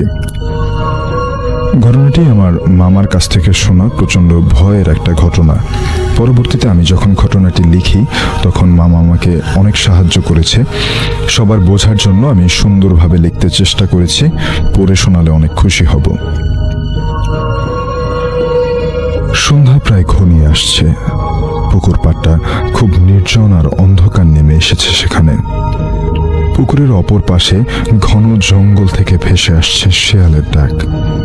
দিনের বেলাতে জঙ্গলের গাছপালার জন্য সূর্যের আলো ঠিক মতো পৌঁছায় না পুকুরে, তাই পুকুরের পানি কুচকুচে কালো, ঝিঝি পোকারা ডাকছে। রহমত শীষ বাজাতে বাজাতে পুকুরের পাড় দিয়ে হেঁটে বাড়িতে যাচ্ছিল। হঠাৎ দেখলো পুকুর পাড়ে তাল গাছটার গোড়ায় কে যেন একটা বসে আছে। লোকটার কাছে গিয়ে রহমত জিজ্ঞাসা করলো, কে আপনি? লোকটা মাথা তুলে রহমতের দিকে তাকিয়ে ভয়ঙ্করভাবে গর্জন করলো। লোকটার মুখে কোনো ঠোঁট ছিল না, বড় বড় দাঁত কপাটি আর অগ্নিলাল চোখ দুটি দেখে ভয়ে সেখানেই হার্ট ফেল করে রহমত, আর বাড়ি ফিরল না সে। সারা রাত ধরে ওর বাবা ও গ্রামের লোকজন খুঁজলো, কিন্তু কোথাও পেল না তাকে, এমনকি পুকুর পাড়েও পেল না। অদ্ভুতভাবে রহমতের গায়েব হওয়ার 2 দিন বাদে রাতে ওই পুকুরে মাছ ধরতে গেল সাজু। টর্চের আলোয় ও দেখলো যে পুকুরের কিনারায় বড় একটা বোয়াল মাছ। হঠাৎ চোখের পলকই উধাও হয়ে গেল মাছটা। একটু অবাক হলো সাজু, মাছটাকে খুঁজতে হাঁটু পানিতে নামলো। হঠাৎ ওর পায়ের তলা থেকে মাটি সরে গেল, পানিতে ভেসে উঠল ভয়ঙ্কর একটা মুখ। চিৎকার করলো সাজু, কিন্তু মুখ থেকে কোনো শব্দই বের হলো না। বেশিক্ষণ লাগলো না ওর পানিতে তলিয়ে যেতে। পরদিন সকালে লোকজন সাজুর টর্চ লাইটটা পুকুর পাড়ে খুঁজে পেল। তারপর থেকে গ্রামের লোকজনের মধ্যে আতঙ্ক ছড়িয়ে পড়ল। এতদিন লোকজন ওই পুকুরটাকে অন্ধ পুকুর বলেই জানতো, কারণ ওই পুকুরের পানি কুচকুচে কালো, আর ওই পুকুরের পানি কখনো সেচাও যায় না তাই। কিন্তু সাজু নিখোঁজ হওয়ার পর ওই পুকুরটাকে সবাই ভূতের পুকুর নামে অভিহিত করল। তার কিছুদিন বাদেই শহর থেকে ফিরে আসলো ফাহিম সাহেব। আসতে একটু রাত হয়ে গেল। সেই পুকুর পাড় দিয়ে হেঁটে বাড়িতে যাচ্ছিলেন। চারটা ভালোই আলো ছড়াচ্ছিল। তাল গাছটার কাছে এসে দেখলেন তার 4 বছরের একমাত্র মেয়ে ঈশা গাছের গোড়ায় বসে খিলখিল করে হাসছে। অবাক হয়ে গেল ফাহিম সাহেব। মামুনি, তুমি এত রাতে এখানে কি করছো? ঈশা তখন পুকুর পাড় দিয়ে হাঁটতে হাঁটতে পুকুরে নেমে গেল। ফাহিম সাহেব ও ঈশা বলতে বলতে পুকুরে নেমে গেল। পুকুরে নেমে উনি বুঝতে পারলেন আসলে কত বড় ভুল করেছেন উনি। আগেই ভাবা উচিত ছিল তার মেয়ে এত রাতে পুকুর পাড়ে আসবে কেন, আর পুকুরেই বা নামবে কেন। কিন্তু এখন আর পুকুর থেকে উঠে আসার কোনো সুযোগ নেই তার। ঘাড় ঘুরিয়ে তাকালো ঈশারূপী মেয়েটা। একটু পানিতে ভিজছে না ওর দেহ। ফাহিম সাহেব তাকিয়ে দেখলেন ঈশার ফুটফুটে চেহারাটা মুহূর্তের মধ্যেই ভয়ঙ্কর আর নিষ্ঠুর পৈশাচিক চেহারায় রূপান্তরিত হয়ে গেল। পরদিন সকালে ফাহিম সাহেবের লাশটা পুকুর পাড়েই পাওয়া গেল।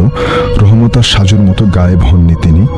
চোখ দুটো উপড়ানো, গালে মাংস নেই, পুরো শরীরে বড় বড় দাঁত আর নখের ছাপ, হাত পা একদম থ্যাতলানো। বিভৎস লাশটা দেখে গ্রামবাসীরা হয়তো বুঝতে পেরেছে কতটা ভয়ঙ্কর আর নৃশংস ও দৃশ্য এই ঘাতক শক্তিটা। কিন্তু কেন করছে এসব? কি চায় ওটা? ফাহিম সাহেবের লাশটাকে এনে বাড়ির উঠোনে রাখা হলো। কাকার লাশটা এক নজর দেখি দৌড়ে সেখান থেকে চলে আসলো দীপু। মন খারাপ করে বসে রইল করই গাছের গোড়ায়। ফাহিম সাহেব দীপুর একমাত্র কাকা। ঢাকা থেকে আসার সময় কিছু না কিছু নিয়ে আসে ওর জন্য। কাকার জন্য খুব কষ্ট লাগছে ওর। মনে মনে প্রতিশোধের জন্য দিশেহারা হয়ে যায় দীপু। কিন্তু গ্রামের সব থেকে বোকা ছেলেটা হলো দীপু। কখনো ওর দ্বারা কিছু হয় না। ও সবার সাথে মিশতে চায়, কিন্তু কেউ ওর সাথে মিশতেও চায় না। গ্রামের কোনো কাজে ওকে কেউ ডাকে না। ওর বাবা মাও ওর উপর বিরক্ত, তাই সবসময় মন মরা হয়ে বসে থাকে ও। কিন্তু আজও দৃঢ় প্রতিজ্ঞাবদ্ধ। গ্রামবাসীর এই দুর্দিনে জীবন দিয়ে হলেও ও কিছু করবে। সন্ধ্যা নেমে এলো গ্রাম জুড়ে। পাখিরা যার যার নীড়ে ফিরে যাচ্ছে। ঘরে ঘরে সন্ধ্যা প্রদীপ জ্বলে উঠল। পুকুরের চারপাশে অন্ধকার। দীপু হাঁটতে হাঁটতে পুকুর পাড়ে আসলো। নীরবে এসে দাঁড়ালো পুকুরের পাড়ে। ঝিঝি পোকার ডাক ছাড়া আর কিছুই শোনা যাচ্ছে না। চাঁদের অবয়বটা পুকুরের পানিতে হালকা ঢেউয়ে কাঁপছে। হঠাৎ দীপু দেখলো তাল গাছের গোড়ায় একটা গরু ঘাস খাচ্ছে। একটু অবাক হলো, এই সন্ধ্যাবেলায় গরু এখানে ঘাস খাচ্ছে। সামনে এগিয়ে গেল দীপু। কাছাকাছি আসতেই দেখলো ওটা গরু নয়, ছোট কালো একটা বিড়াল। চোখগুলো জল জল করছে ওটার। আবারও অবাক হলো দীপু, গরুটা বিড়াল হলো কি করে? বিড়ালটা ওর দিকে তাকিয়ে পুকুরে লাফ দিল। পানির উপর কিছু দূর হেঁটে গিয়ে অদৃশ্য হয়ে গেল বিড়ালটা। হালকা আলো জ্বলে উঠল দীপুর হাতে ঝুলানো তাবিজটাতে। বুঝতে পারল তাবিজের গুণই বেঁচে গেছে এ যাত্রায়। মনে পড়ে গেল তাবিজটা দেওয়ার সময় সাধু বাবা বলেছিলেন, এই তাবিজটা তোমাকে রক্ষা করবে, সব বিপদ থেকে বাঁচাবে। হাঁটতে হাঁটতে বাড়ি চলে আসলো দীপু। চুপি চুপি একটা চোর আকবর আলীর বাড়িতে শীত কাটতে ঢুকলো। টের পেল আকবর আলী টের পেল, চোর চোর বলে চেঁচাতে লাগলো উনি। ঘর থেকে বের হয়ে চোরটা সোজা পুকুরের দিকে দৌড় দিল। আকবর আলী কিছু না ভেবে চোরের পেছনে দৌড় দিল, কিন্তু চোরটা পুকুরে যখন ঝাঁপ দিল আকবর আলী আর সেখানে গেলেন না। চোরটা ভাবছিল যে পুকুর সাঁতরে পার হয়ে জঙ্গল দিয়ে পালিয়ে যাবে, কিন্তু বুঝতে পারেনি পুকুরে ঝাঁপ দেওয়া থেকে আকবর আলীর হাতে ধরা পড়াটাই ওর জন্য ভালো ছিল। 20 মিনিট ধরে সাঁতরিয়ে ছোট পুকুরটা পার হতে পারছে না সে।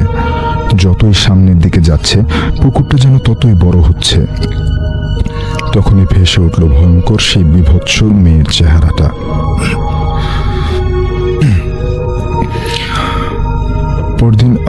পরদিন সকালে চোরের নিথর দেহটা পাওয়া গেল পুকুর পাড়ে। পুরো শরীরের নখ আর দাঁতের দাগ।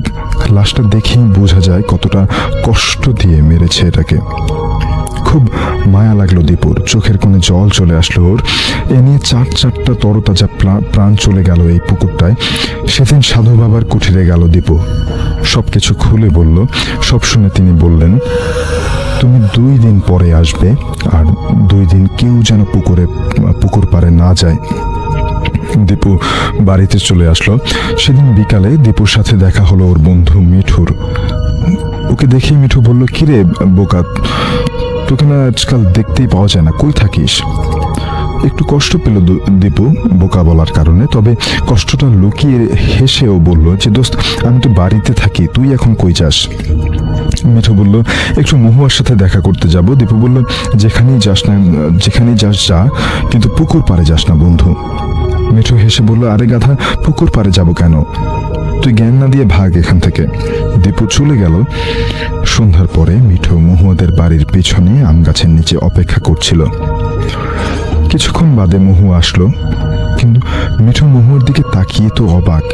এত সুন্দর লাগছে মহুয়াকে, দেখে চোখ ফেরাতে পারলো না।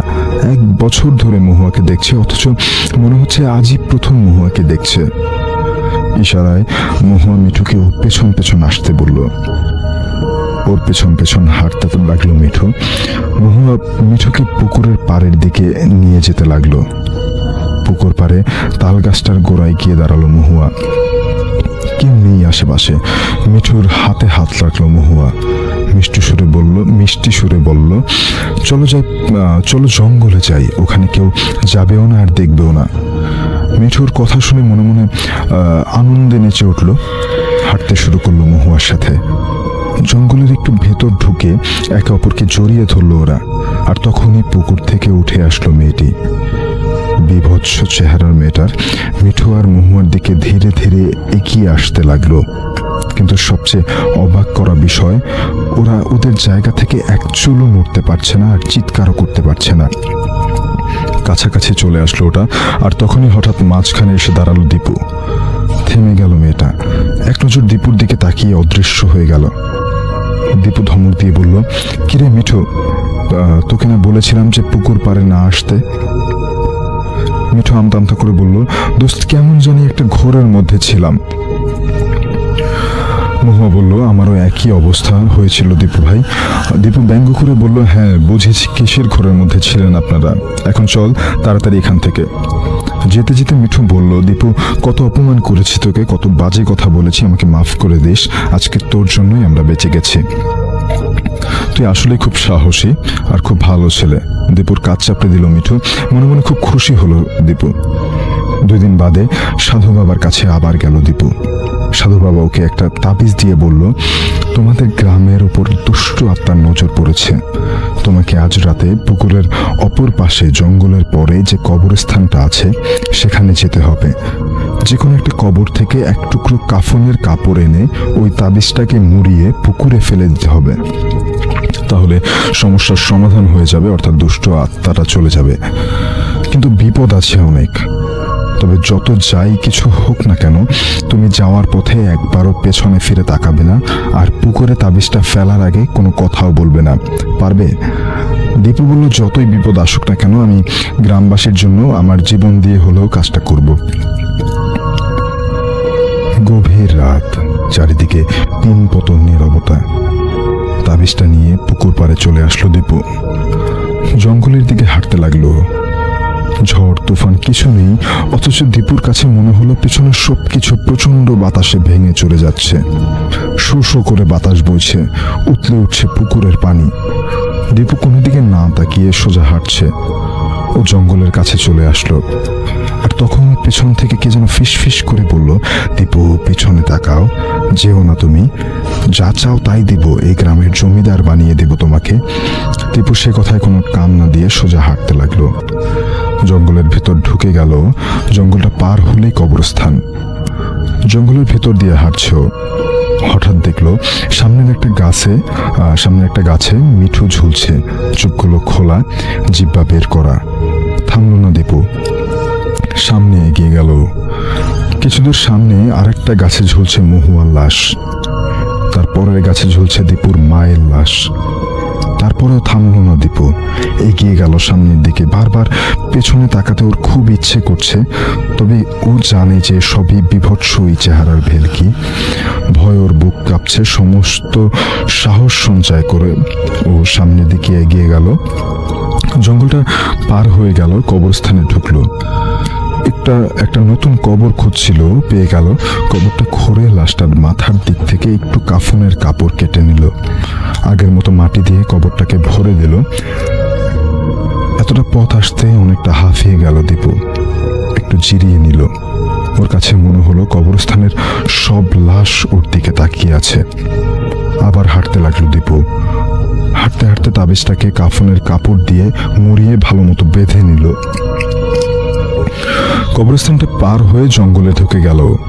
অর্ধেকটা জঙ্গলে চলে এসেছে, তখন দেখলো জঙ্গলের বড় বড় সমস্ত গাছে ঝুলছে ওর নিজের মৃতদেহ, চোখ খোলা আর জিহ্বা বের করা। থমকে দাঁড়ালো দীপু। পেছনে মনে হচ্ছে হাজার হাজার লাশ, গাছপালা সব ভেঙে ওর দিকে এগিয়ে আসছে।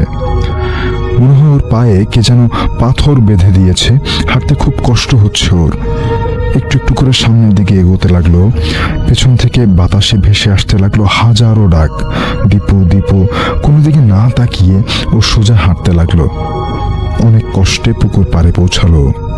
তাবিজটাকে ছুঁড়ে মারলো পুকুরে। শেষবারের মতো পানিতে ভেসে উঠল সেই মেয়েটার ভয়ঙ্কর বিভৎস চেহারাটা।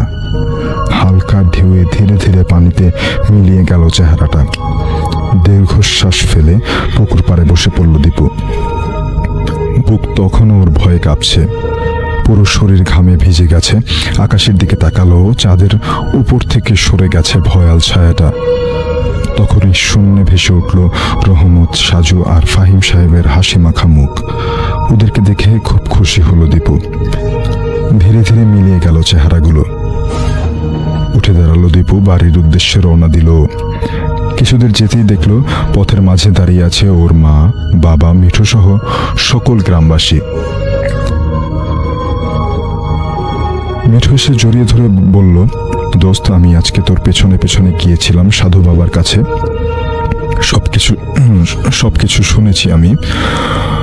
গ্রামের সবাইকে বলে দিয়েছি তোর কথা, এখন বাকিটা তুই বল। দীপু তখন সবকিছু খুলে বলল। সবকিছু শুনে গ্রামবাসীরা খুব খুশি হলো এবং দীপুকে গ্রামের সব থেকে সাহসী ছেলে হিসেবে সবাই অভিহিত করল। থ্যাংক ইউ রাসেল ভাই।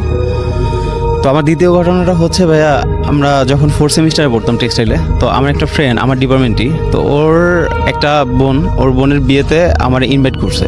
তো আমাদের তখন এক্সাম শেষ, সেমিস্টার ফাইনাল শেষ।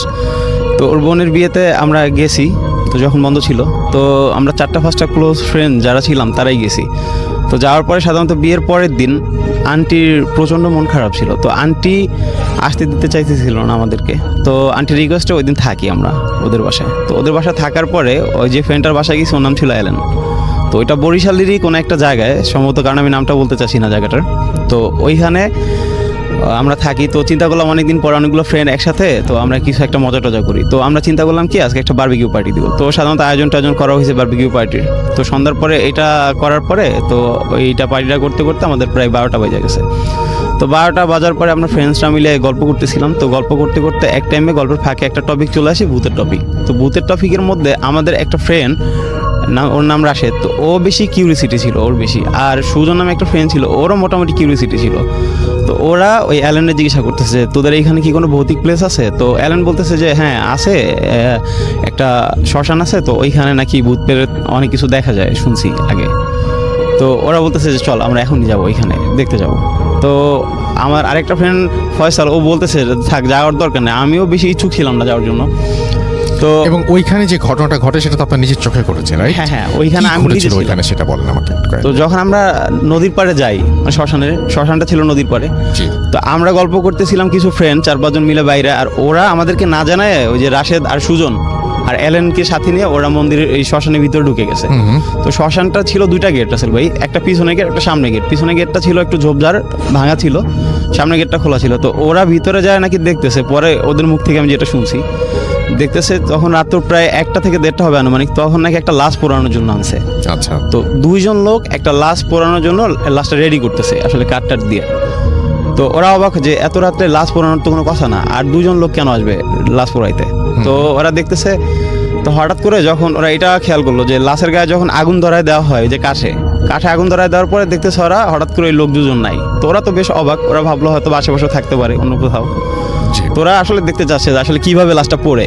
তো ওইটা দেখার পরে ওরা দেখতেছে কি রাসেল ভাই, ওরা সবচাইতে বেশি অবাক হয় যখন লাশের গায়ে আগুন ধরায় দেওয়া হয়, ওরা নাকি ওই লাশটা নাকি আস্তে আস্তে উঠে এরকম বসে পড়ছে। তো বসে পড়ার পরে ওরা তো মানে ওদের বেশ ভয় পাইতেছে। তো ওই লাশটা নাকি জিব্বাটা বের করে হা করে আছে। তো অ্যালেন যে ও তো স্থানীয় ছিল, ও বুঝে ফেলছে, ও নাকি ওই পরে ওর মুখ থেকে শুনছিলাম ও নাকি চিনছে জিনিসটা। তো ওইটা ছিল এরকম যে ওই যে লাশটা ছিল উনি নাকি ওদের এলাকায় 2 মাস আগে ওনার বউয়ের সাথে ঝগড়া হওয়ার পরে উনি নাকি গলায় ফাঁস দিয়ে মারা গেছিল। তো ও সবচাইতে বেশি ও বুঝার পরে ওই যে সুজন আর রাশেদরা বলতে দোস্ত এইখানে আর 1 মিনিট না, চল এখান থেকে। তো আল্লাহর নাম নিতেছিল ওরা। তো মানে এমন অবস্থা হইতেছিল ওরা সামনে গেট দিয়ে না বের হয়ে ওরা নাকি পিছনে গেটে দৌড় দিছিল। তো একজন দৌড় দিছে, এমন অবস্থায় আমরা আবার বাইরে মানে দেখলাম যে ও 10-15 মিনিট ধরে ওদেরকে খুঁজে পাচ্ছি না। তো ওদেরকে আমরা খোঁজ করতে শুরু করলাম। তো আমি ওদেরকে ফোন দিতেছি, ওরা ফোন পিক করতেছে না। তা আমরা বেশ চিন্তিত হয়ে গেলাম। পরে আমরা মন্দিরের ভিতরে যাই আস্তে আস্তে ওদেরকে খুঁজতে যাই, দেখি যে মানে আমাদের ফোনে টর্চ ছিল, তো টর্চ জ্বালায় রাত্রেবেলা অন্ধকারের মধ্যে ওদেরকে খুঁজতে যায় দেখি যে একজন মন্দিরের কোনায় বসে, ওই যে অ্যালেন ও কাঁপতেছে মন্দিরের কোনায় বসে, আর যে সুজন ছিল ও আরেকটু সামনে ওই গেটের পিছনে চোপের মধ্যে ও সেন্সলেস অবস্থায় পড়া। তো ওই অ্যালেনকে ধাক্কা দিয়ে বলতেছি কি হয়েছে, তো ও কোনো কথা টথা বলতে পারতেছে না, চুপচাপ। পরে আমরা বুঝতে পারি যে হয়তো বড় খারাপ কিছু দেখছে। পরে ওদেরকে ওইখান থেকে নিয়ে আসি মন্দির থেকে। তো আমরা বাসায় নিয়ে আসি, ওর আর যে সুজন ওরও পানি টানি দিয়ে সেন্স ফিরানোর পরে ওর বাসায় নিয়ে আসি। তো আয়শা আর আন্টির কাছে কিছু বলি না, চুপচাপ শুয়ে থাকি। তো পরের দিন রাসেল ভাই ওই যে অ্যালেন আর সুজন ওদের প্রচণ্ড জ্বর আসে গায়ে। তো গায়ে জ্বর আসার পরে তো আমরা আমাদের সময় হয়েছে আমরা বাড়িতে চলে আসি। সুজনকে ওই জ্বর অবস্থায় নিয়ে আসি, আরেকটা ফ্রেন্ডকে পাঠিয়ে দিই ওর বাড়িতে পৌঁছানোর জন্য। তো ওই সুজনের প্রচণ্ড জ্বর আসে। পরে ওর নাকি সুজনের এমন অবস্থা হয়েছিল যে ও খাবার দাবার প্রায় বন্ধ হয়ে গেছিলো, খাইতে টাইতে পারতো না, আস্তে আস্তে শুকায় যেত এমন অবস্থা। তো পরে ওরে কোনো একটা কবিরাজের কাছে যায় ওর আম্মা নাকি। তো যাওয়ার পরে ওরে জিজ্ঞাসা করে, কবিরাজ নাকি পুরো ঘটনার ডিটেলসটা বলে ওর আম্মারে। আচ্ছা, এরকম একটা কাহিনী হতো বা ওর লাইফে ঘটছিল। তো এরপরে সুজন হ্যাঁ ও স্বীকার করে ওর আম্মার কাছে সব কিছু। তো ওরে কিছু মানে একটা গোসলের মতো দেয়, ট্রিটমেন্ট করে, যে 7 ঘাটের পানি না ওর গোসল দেয়। আর রাসেল ভাই সবচেয়ে কষ্টদায়ক যেটা, আমাদের যে ওই ফ্রেন্ড অ্যালেন যার বাসায় আমরা গেছিলাম ওর বোনের বিয়েতে, তো ওই ফ্রেন্ডটা 6 মাস পরে নাকি ও নিজে সুইসাইড করে। ও ছিল আমাদের মধ্যে সবচেয়ে মেধাবী একটা ফ্রেন্ড। আচ্ছা, আমার ডিপার্টমেন্টের রেজাল্টও খুব ভালো। তো এটা আমাদের কাছে ছিল খুব কষ্টদায়ক একটা ঘটনা ভাই। Thank you so much.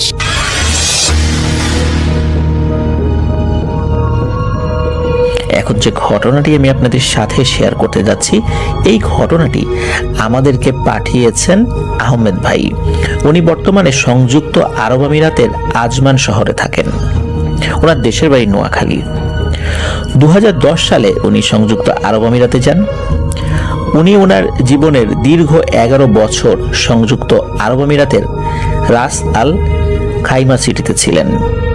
সেখানে ওনার সাথে বিভিন্ন ধরনের ঘটনা ঘটেছিল। এর মধ্য থেকে একটি ঘটনা উনি আমাদেরকে পাঠিয়েছেন। উনি যখন 2010 সালে সেখানে যান, দীর্ঘ 3 বছর অনেক স্ট্রাগল করে সেখানকার ড্রাইভিং লাইসেন্স পেতে সক্ষম হন। ওখানে ড্রাইভিং লাইসেন্স পাওয়াটা এত সহজ বিষয় নয়, অনেক কঠিন পরীক্ষা নিরীক্ষার মধ্য দিয়ে গিয়ে তারপর লাইসেন্সটা পেতে হয়। উনি যখন ড্রাইভিং লাইসেন্সটা পেয়ে যান তখন মূলত ড্রাইভিং প্রফেশনেই উনি আত্মনিয়োগ করেন ওই দেশে। উনি এই রাস আল খাইমা শহরের ফিলিপাইনে একটি মার্কেট রয়েছে, এটাকে মেট্রো ম্যানিলা সুপার মার্কেট বলে। উনি ওই মার্কেটে ওনাদের যে কোম্পানি ছিল সেই কোম্পানির দোকানপাট ছিল, তো ওই কোম্পানির হয়ে ড্রাইভিং প্লাস ভেজিটেবল পারচেস করার কাজ নেন। ওনার কাজ ছিল প্রতিদিন রাত 2টোর সময় দুবাইয়ের আবির মার্কেটে যেতেন, সেখান থেকে বিভিন্ন ধরনের সবজি কিনে আবার ওই মেট্রো ম্যানিলা সুপার মার্কেটে ওনাদের কোম্পানির যতগুলো দোকান রয়েছে এবং ওই রাস আল খাইমা শহরে ওনাদের কোম্পানির যত জায়গা রয়েছে বা আউটলেট রয়েছে সেইগুলোতে ওই সবজিগুলো সাপ্লাই দিতেন। তার মানে হচ্ছে উনি রাত 2টোর সময় যেতেন, পরের দিন দুপুর 2টোয় ওনার ডিউটি শেষ হতো। বেশ কঠিন একটা সময় এভাবে উনি পার করছিলেন। এর মধ্যে ওনাদের থাকার যে জায়গাটা, ওই জায়গাটা একটা ভিলা ছিল, চমৎকার একটা ভিলা। ওনাদের কোম্পানির যিনি মালিক উনি বাৎসরিক 18,000 দিরহামে ওই ভিলাটি ভাড়া নেন।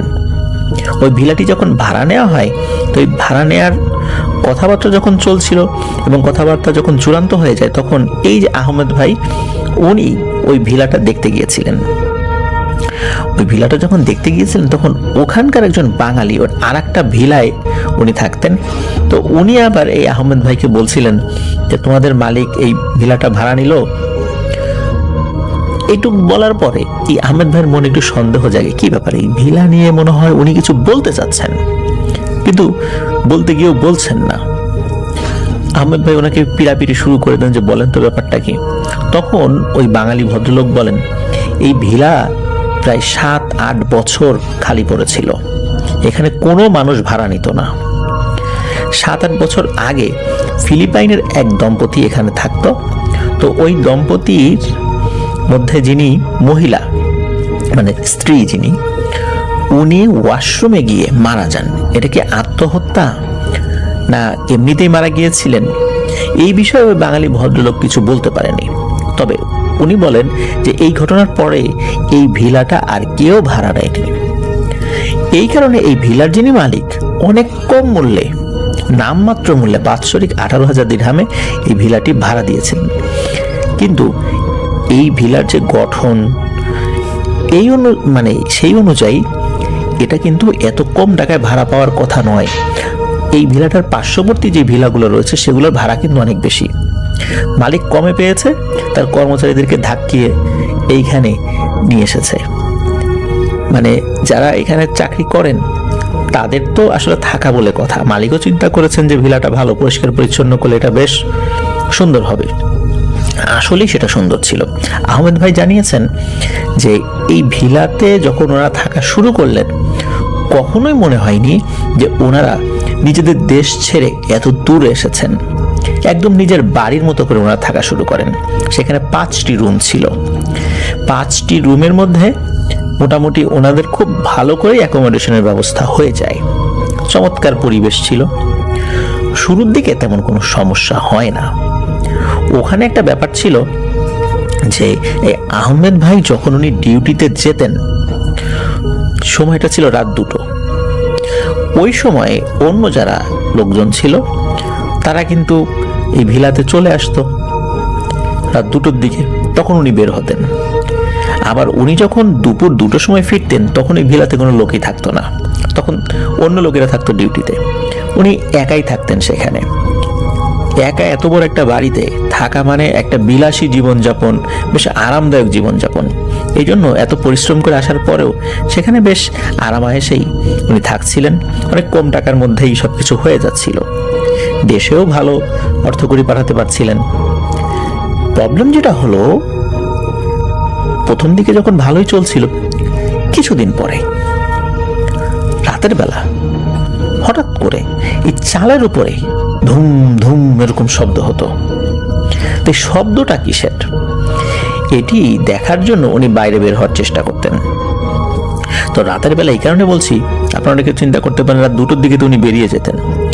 উনি যখন দুপুর 2টোর দিকে ফিরতেন, ফেরার পরে খাওয়া দাওয়া করে ঘুম দিতেন, সন্ধ্যার দিকে একবার উঠতেন, এরপরে আবার ঘুম দিতেন, রাত 9টার দিকে উঠে খাওয়া দাওয়া করে আবার ঘুম দিতেন, রাত 1টার দিকে উঠে ফ্রেশ হয়ে গাড়িটা ঠিকঠাক করে 2টোর দিকে বেরোতেন। তো পুরো সময়টা যেহেতু বাসাটা একা থাকতো, উনি যখন রাত 9টার পরে আবার ঘুমাতেন, রাত 12টা 12:30 এই সময় এরকম ধুম ধুম শব্দ হতো।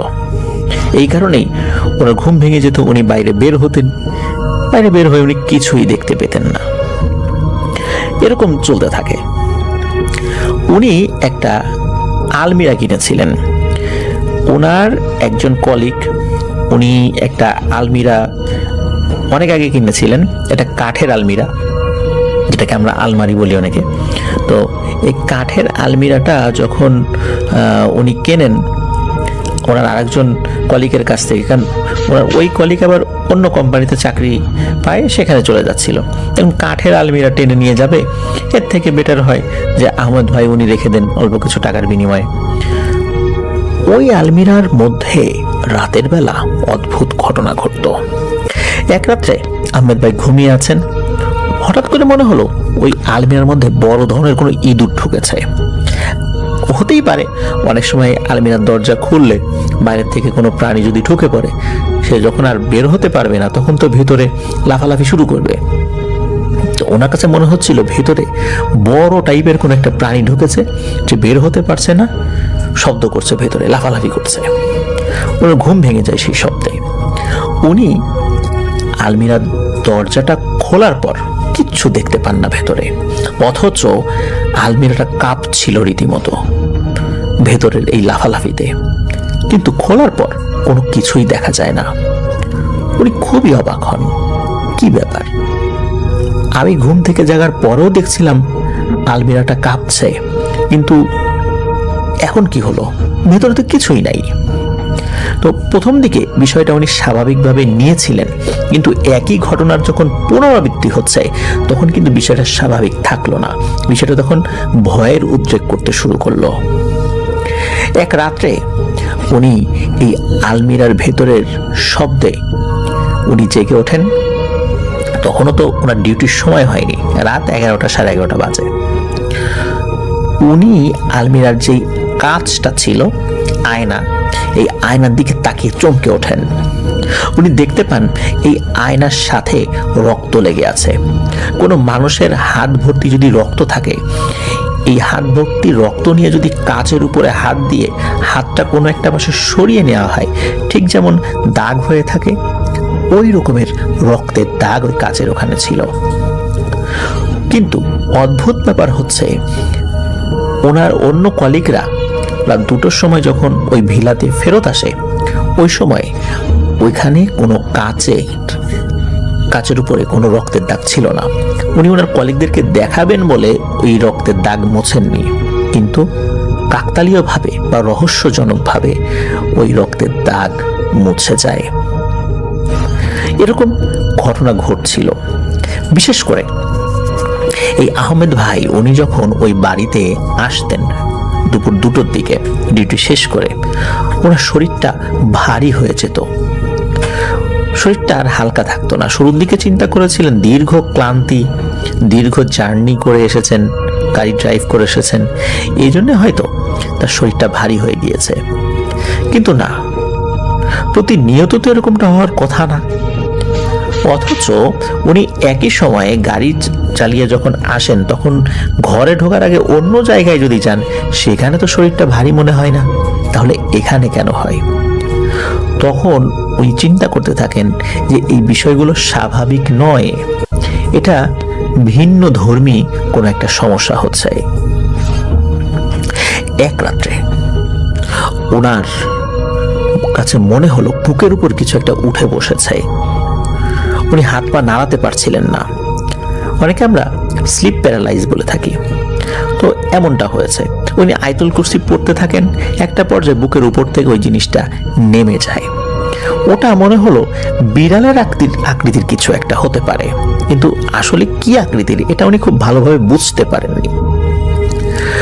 ওনারা রান্না করার জন্য যেই কিচেনটা ইউজ করতেন, ওই কিচেনে রাতের বেলা মনে হতো ওখানে রাখা বিভিন্ন সরঞ্জামাদি ধূপধাপ করে নিচে পড়ে যাচ্ছে। ধর্মর করে উঠে বসতেন। উঠে বসার পর উনি যখন কিচেনে যেতেন, গিয়ে দেখতেন সবকিছু স্বাভাবিক। এই বিষয়গুলো শুধু ওনার সাথেই হচ্ছিল, কারণ উনি রাত 2টোর সময় তো থাকেন, 2টোর পর আবার বের হয়ে যান। এরপর অন্যরা আসে, আবার অন্যরা আসার পর তারা যখন রুম থেকে বের হয়ে যায় তখন আবার উনি ঢোকেন। এই জন্য তাদের সাথে এই বিষয়গুলো নিয়ে কথা বলার মতো সময় সুযোগ ওনার হচ্ছিল না, কারণ সবাই ক্লান্ত, সবাই ব্যস্ত থাকে বিদেশের এই জায়গাতে। তবে রাতের বেলা, বিশেষ করে রাত 9টার দিকে কেউ কেউ এই ভিলাতে ফেরত আসেন, কারণ ওখানে যারা থাকতেন ওনাদের যেই ডিউটি করার প্লেসটা বা যেই দোকানগুলো, সেই দোকানগুলো ওই ভিলা থেকে 1 থেকে 1.5 কিলোমিটারের মধ্যে ছিল। অনেকে বিশ্রাম নেওয়ার জন্য, খাবারের জন্য আসতেন। কোম্পানির গাড়ি ছিল, আবার কেউ কেউ হেঁটেও চলে আসতেন। রাতের বেলা এই 9টা, 9:30টার দিকে তারা যখন কেউ কেউ আসতেন তখন বাহিরে বসে ওনারা খাওয়া দাওয়া করতেন।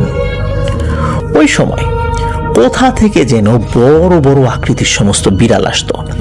এত বড় বিড়াল এই আহমেদ ভাই কখনো দেখেননি, এমনকি ওখানে যারা থাকতেন তারাও কখনো দেখেনি। ওখানে অনেকে বাঙালি ছিল। দিনের বেলা কিন্তু কখনোই এই বিড়ালগুলোর টিকিটাও দেখা যেত না। রাত হলেই কোথা থেকে যেন এই বিড়ালগুলো এসে হাজির হতো।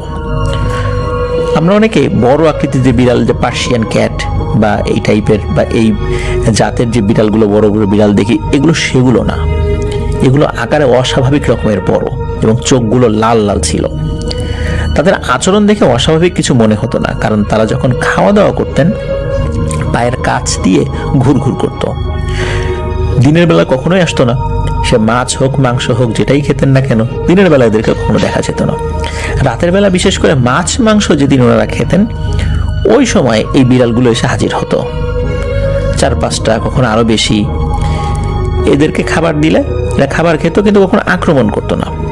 পায়ের কাছে এসেও তাদের শরীর ঘেঁষাঘেঁষি করতো, মিউ মিউ করতো। তো ওনারাও বিষয়টা আসলে অস্বাভাবিকভাবে নেননি, কিন্তু ওই বাড়িতে যখন অস্বাভাবিকভাবে ঘটনা ঘটতে থাকে তখন এই বিষয়গুলো ওনারা ভিন্নভাবে চিন্তা করা শুরু করেন। একদিন কি হয়, একটি বিড়াল খুব বিরক্ত করছিল আহমেদ ভাইকে রাতের বেলা খাবারের সময়। উনি পা দিয়ে মারেন এক লাথি, যার ফলে বিড়ালটি ব্যথা পায়। ওই রাত্রেই আহমেদ ভাইয়ের সাথে ঘটে যায় একটি ভয়ানক ঘটনা। উনি ঘুমিয়ে আছেন, তখন প্রায় 12টার মতো। হঠাৎ করে মনে হলো আবার ওনার বুকের ওপর কেউ চেপে বসেছে। শুরু হলো ধস্তাধস্তি। উনি ওই বিড়ালটাকে একবার আঘাত করেন, বিড়ালটা সরে চলে যায়। বিড়ালটা আবার আসে, আবার ওনাকেও আঘাত করে, আঁচড় দেয়। এইভাবে চলছে বেশ অনেকটা সময়। এটা কি ওনার ঘুমের ঘোরে না জাগ্রত অবস্থা উনি বুঝতে পারছিলেন না। একটা সময় কি হয়, ওনাদের ঘরে আর একজন রুমমেট আসে। রুমমেট আসার পর ওনার কাছে মনে হলো ওই জিনিসটা সরে চলে গেল, আর ওই জিনিসটা চলে যাওয়ার পর ওনার সেন্স ফেরত আসে। ওনার কাছে মনে হলো এতক্ষণ উনি স্বপ্ন দেখছিলেন, কিন্তু স্বপ্ন যদি দেখেই থাকেন তাহলে ওনার শরীরের এই আঁচড়গুলো কোত্থেকে এলো? শরীরের বিভিন্ন জায়গায় আঁচড়ের দাগ, তাহলে এটা স্বপ্ন ছিল না। এতক্ষণ যেটা দেখছিলেন উনি ঠিকই দেখছিলেন। এরপর আরো একটি ঘটনা ঘটে, একই রকম ঘটনা। এক রাত্রে সেম একটা অবয়ব ওনার উপর জেগে বসে, আগের মতো ধস্তাধস্তি শুরু হয়। এবার অল্প সময়ের মধ্যেই ওনাদের আর একজন রুমমেট চলে আসে। শুরুতেই বলেছে অনেকে বিশ্রামের জন্য আসতেন। রাত তখন 10টা, 10:30। আর এই ঘটনা কিন্তু 2022 সালের দিককার ঘটনা, যে এখন যেটা বলছি আপনাদেরকে। তো ওই রুমমেট যখন চলে আসে তখন ওই অভাবটা সরে চলে যায়, ওনারও সেন্স ফেরত আসে।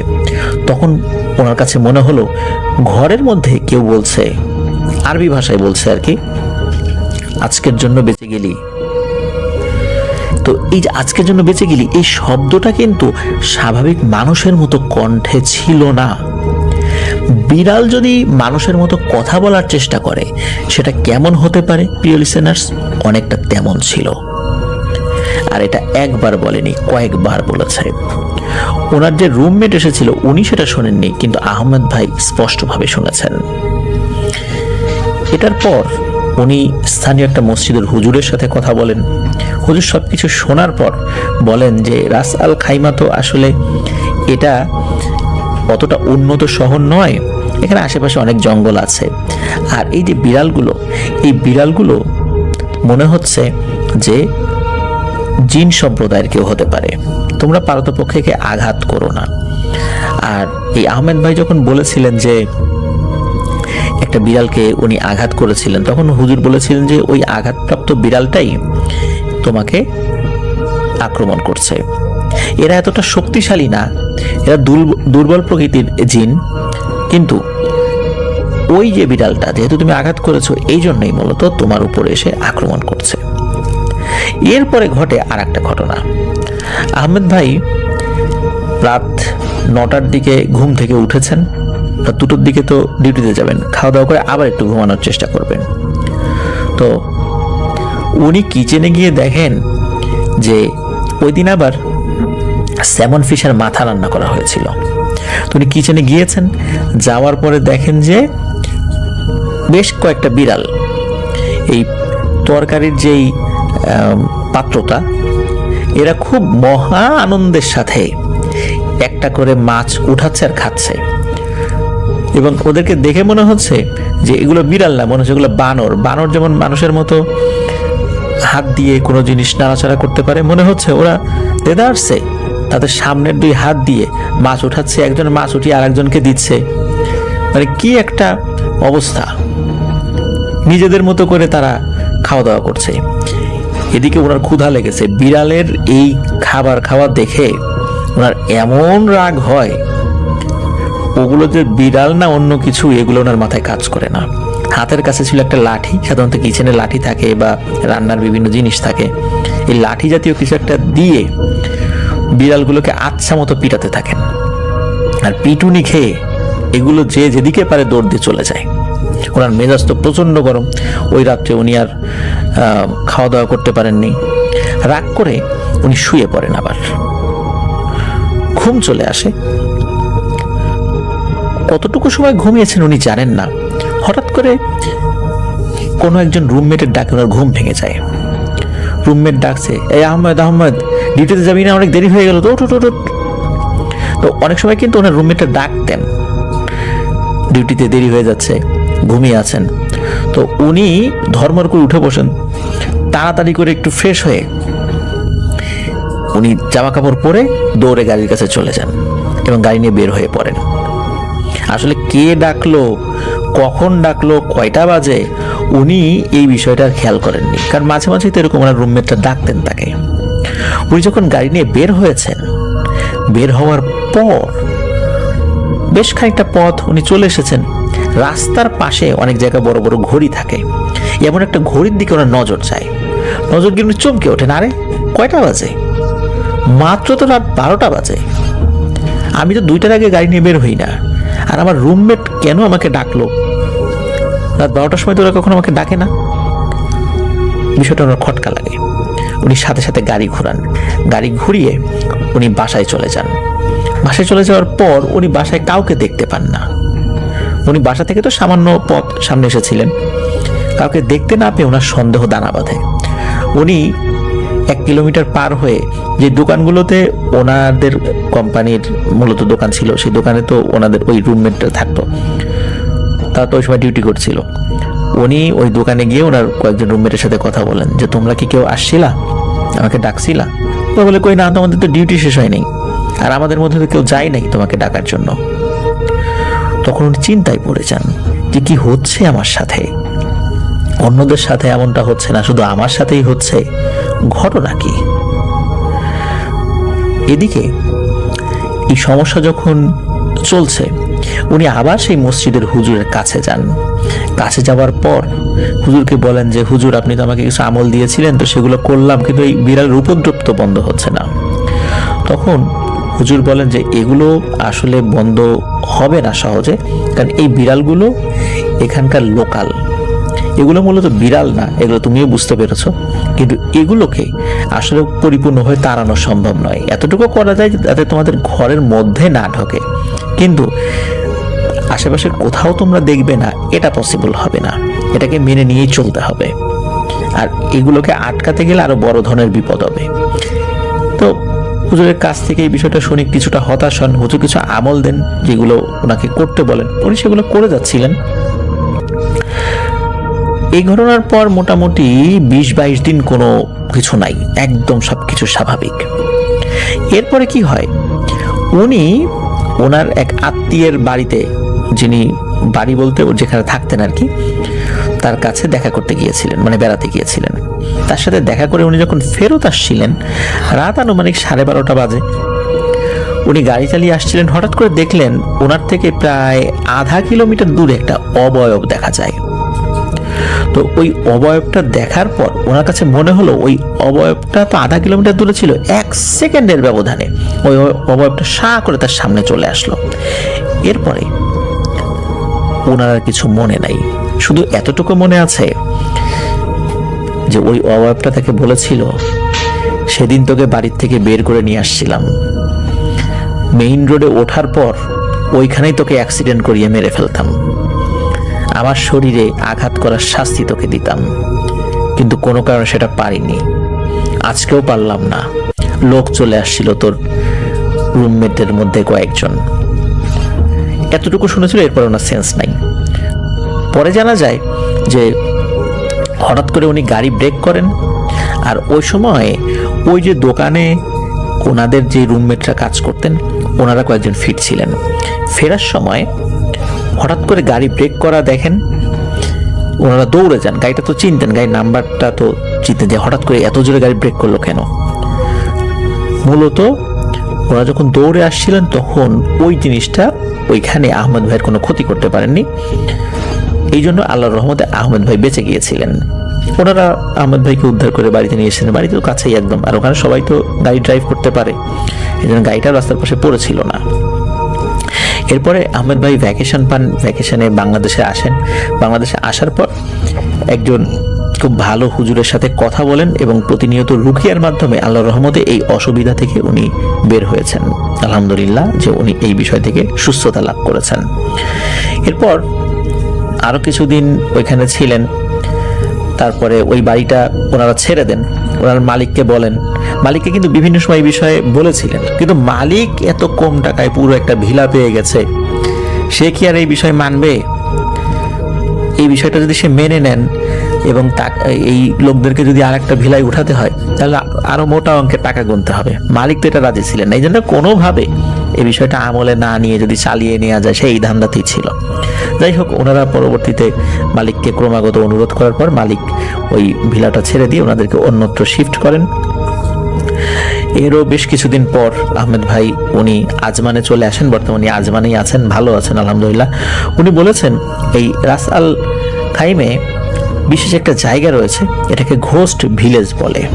এই জায়গাটার নাম হচ্ছে জাজিরা। এই বিষয়ে উনি আমাদেরকে বেশ কিছু তথ্য দিয়েছেন, অনেকে এটা ভূতের গ্রাম বলে। প্রিয় লিসেনার্স, আশা করছি ঘটনাটি আপনাদের ভালো লেগেছে। আর আপনারা একবার ভাবুন, বুঝতে পারছেন যে এই বিড়ালগুলো স্বাভাবিক বিড়াল নয়, আপনার পায়ের কাছে ঘুরঘুর করছে, কেমন লাগবে তখন? আর অনেক সময় অনেকে বিশ্বাসও করে না যে দেখতে তো বিড়ালই, আর জিনি যদি হবে এতগুলো মানুষের সামনে কেন আসবে? অনেকে আবার এটাও মনে করেন। আসলে সব জায়গার সব পরিবেশ একরকম নয়, বিশেষ করে এই রাস আল খাইমার যে জায়গাগুলো, ওই জায়গাগুলো হয়তো ওরকম না, যার কারণে ওনাদের সাথে এরকমটা ঘটেছে। প্রিয় লিসেনার্স, আশা করছি ঘটনাটি আপনাদের ভালো লেগেছে।